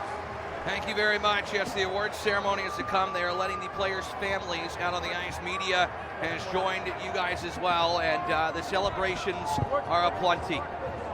Back-to-back Calder Cup champions. The Hershey Bears, it was Mike Vecchione last year. This year, Matt Strome. They talked about what a great individual he is. There's Joe Snively. Garrett Dubé, a hat trick tonight. And emotional moments for the most supported people of these players. Yeah, and you know what, Zach, at the end of the day, watching the families come out and celebrate, with everybody and, just being around, it's unbelievable, and it's such a special feeling. It's such a, there's not a whole lot of words to describe what's going on. And, for them to share with their family, understand that, they're such a big part of what's going on here. They give up so much throughout the year. It's just so special, Zach. And they call him the Bears' better halves for a reason. Nick Bootlin with Pierre Dubé. Coaches the forwards. Pierre Dubé coming in here. And what a difference he made tonight. What a difference he made this season.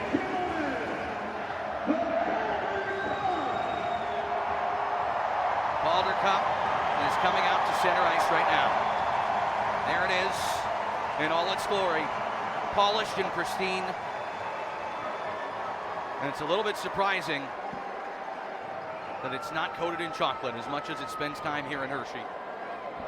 Yeah, to put the 13th one up there, Zach, I don't know, man. There's not a whole lot of words to, to be a part of this organization and be able to stick around this town and just understand how much hockey means to this community.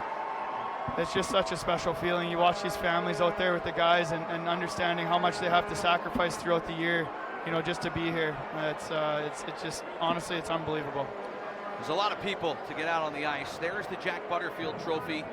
We do not know who that is going to. Last year, it was pretty darn obvious that it was going to be Hunter Shepard. President and CEO Scott Housen. Joined PA announcer Jared Ronski to start the presentation of the Calder Cup. And much like Brian Helmer did, the captain of this team, a stay-at-home defenseman, a leader, a family man, Dylan McElrath, for the second straight year, is going to get to raise the cup. He's going to get to jump around like a little kid at center ice, like the VP of Hockey Operations, Brian Helmer, did 14 years ago.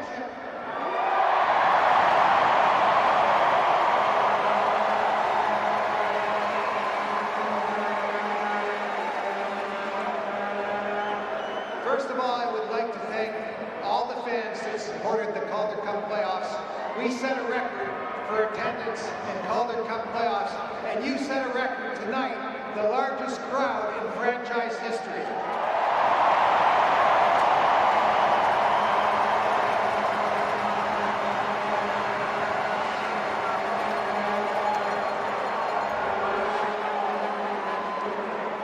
I would also like to congratulate the Coachella Valley Firebirds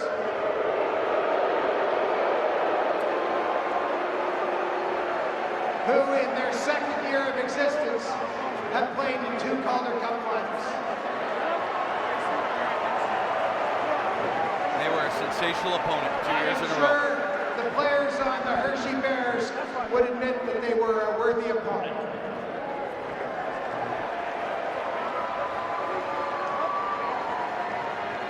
I would like to call out our Vice President of Hockey Operations, Haley Moore, to present the Jack Butterfield Trophy as the MVP of the Calder Cup playoffs.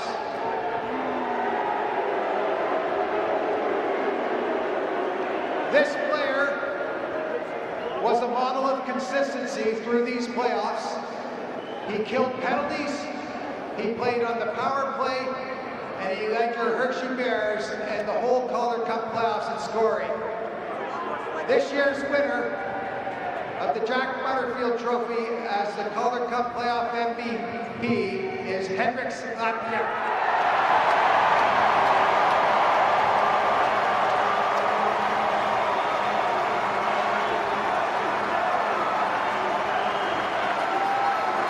His teammate Shannon's name. He played over 50 games this year in the National Hockey League. Some people thought he might not come down, but he wanted to win another cup.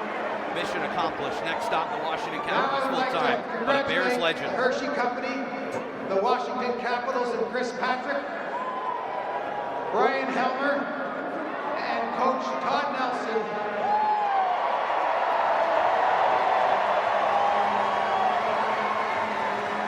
On winning the 13th Calder Cup for the Hershey Bears. No AHL team better. To you, the players, you had a season for the ages.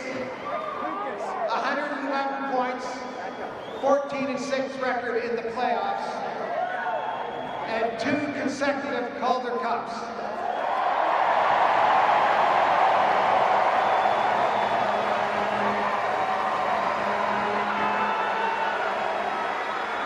For the second time in the last 44 years, the Calder Cup will be presented to the Hershey Bears on home ice.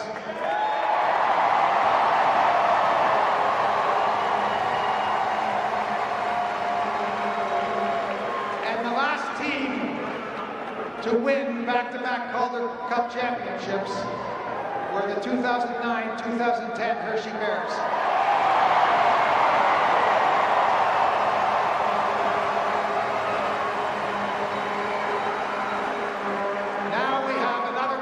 Championship. Dylan McElrath, come and get the Calder Cup. He gives the roar. Some moments don't need words. This is one of them.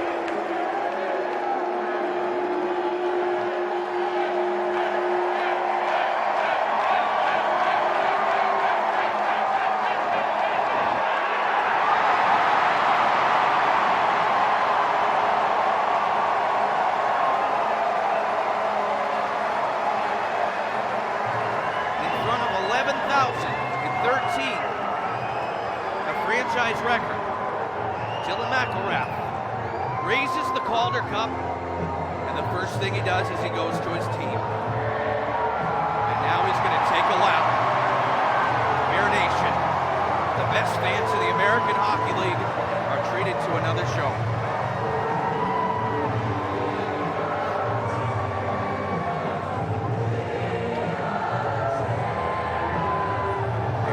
The alternate captain.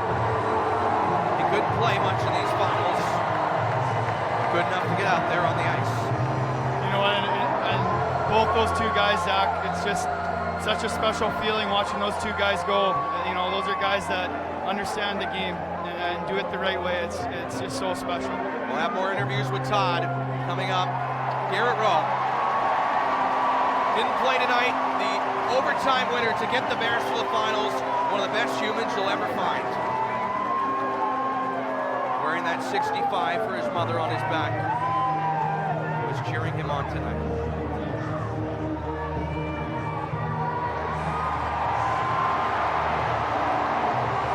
Mike Vecchione invented the roar. The Hershey Bears have perfected the roar. The alternate captain raises it high. Riley Sutter is next, a back-to-back champion. We talked about it all year, and especially down the stretch here, we are going to need to sacrifice for one another. We were going to do whatever it takes. I know it sucks losing that lead like that, but there's never a doubt. We knew we were going to battle for each other.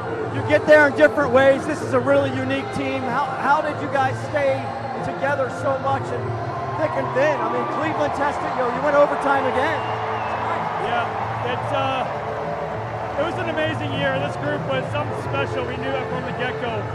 We had that expectation all year that we were the best, and we had to run it back. And that takes a lot of mental toughness to get through that, to be honest. But we got through it, and especially Cleveland, they really tested us physically, mentally, and I don't think we're here right now if we don't get through that team. I just want to ask you about two individuals that embody what happened. Pierre Dubé. You talk about a guy going through pain to make this happen. Yeah, like, what a gamer. That's all I can say. He's so much young talent. He's going to have a heck of a career. He laid it all on the line for these guys. Steps up when we need him most. I couldn't be more proud of him. And then lastly, Stromer. Not a guarantee in the lineup, right? Fighting for spots. Earned his time to get that, kept him in, and there he is, the Game 6 hero. That's the beauty of this game.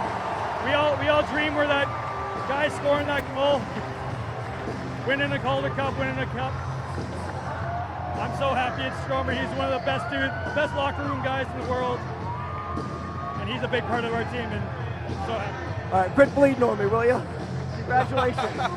Mac, there's the captain. Sets the tone. Bleeding for it. Doc Emmerich used to say it all the time from the great Hershey writer Steve Summers. The episodes in life that last so many years in memory are often measured in fleeting minutes as they happen. And Hunter Shepard lifts the Calder Cup. Listen to this crowd. Garrett and Todd are going to bring you the rest of the way here in a couple minutes. Radio side, our Fairview Golf Course post-game show with a complete montage of the win is going to start soon. Hunter Shepard handing it to Chase Prisky.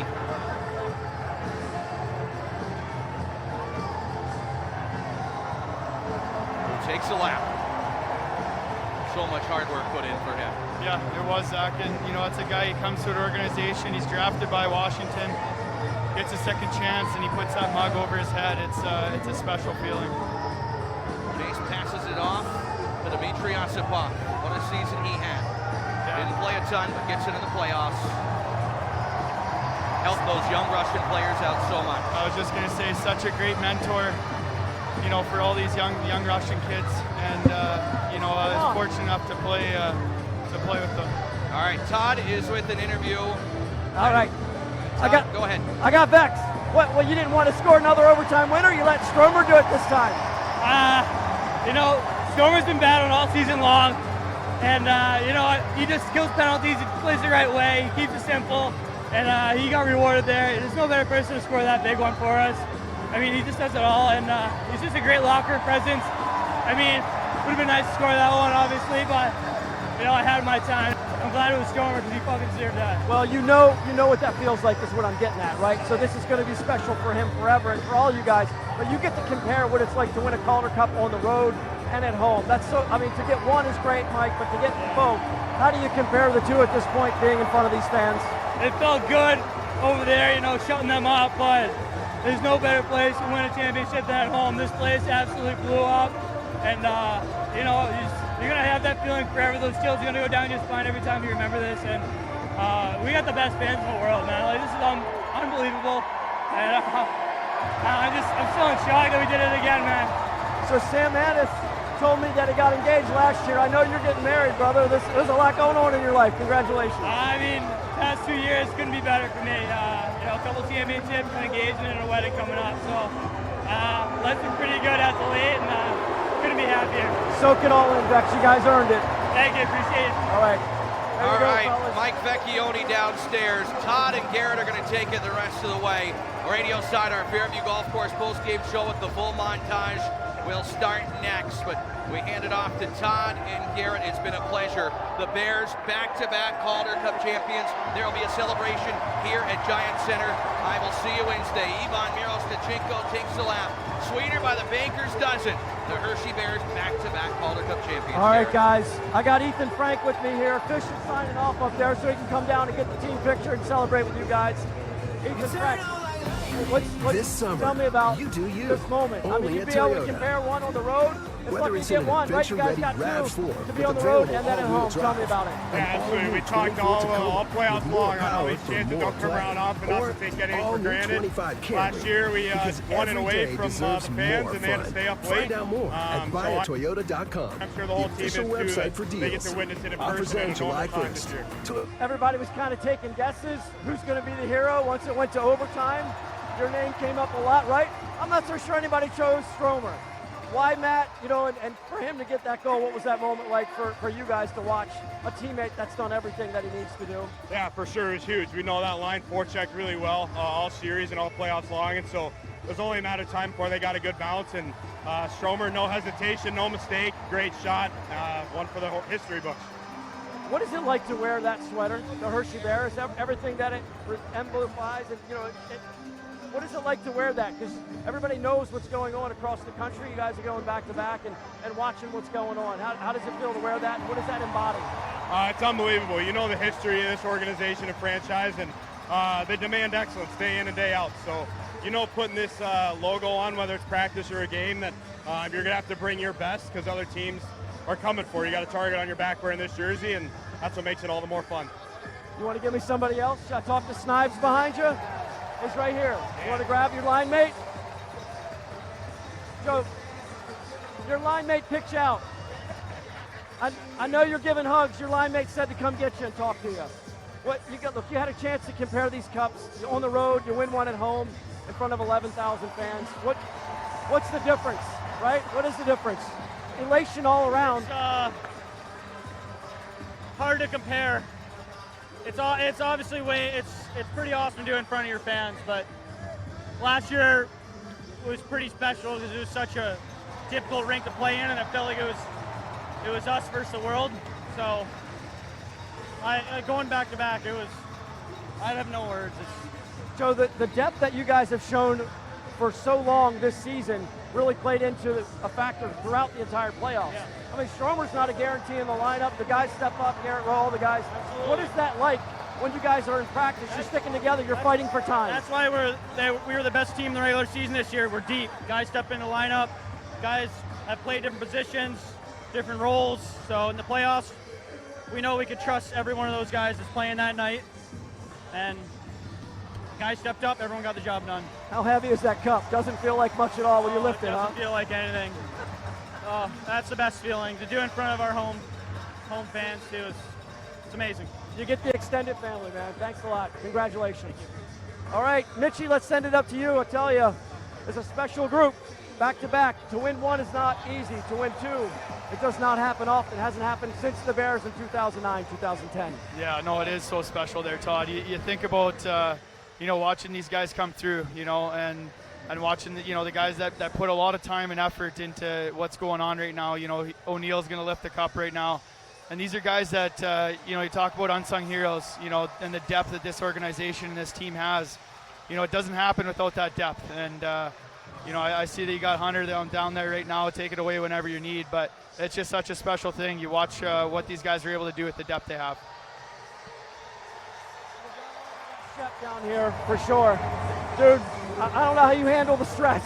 Overtime, everything. Talk about what it's like to have these guys in front of you all through a playoff series and your vantage point, because you get to see it all right in front of you. Yeah, I mean, as a goalie, I think it's easy to handle the stress a lot of times just because you don't want to let these guys down. And I said it to Juha, the goalie coach, and Clay, I think a day or two ago.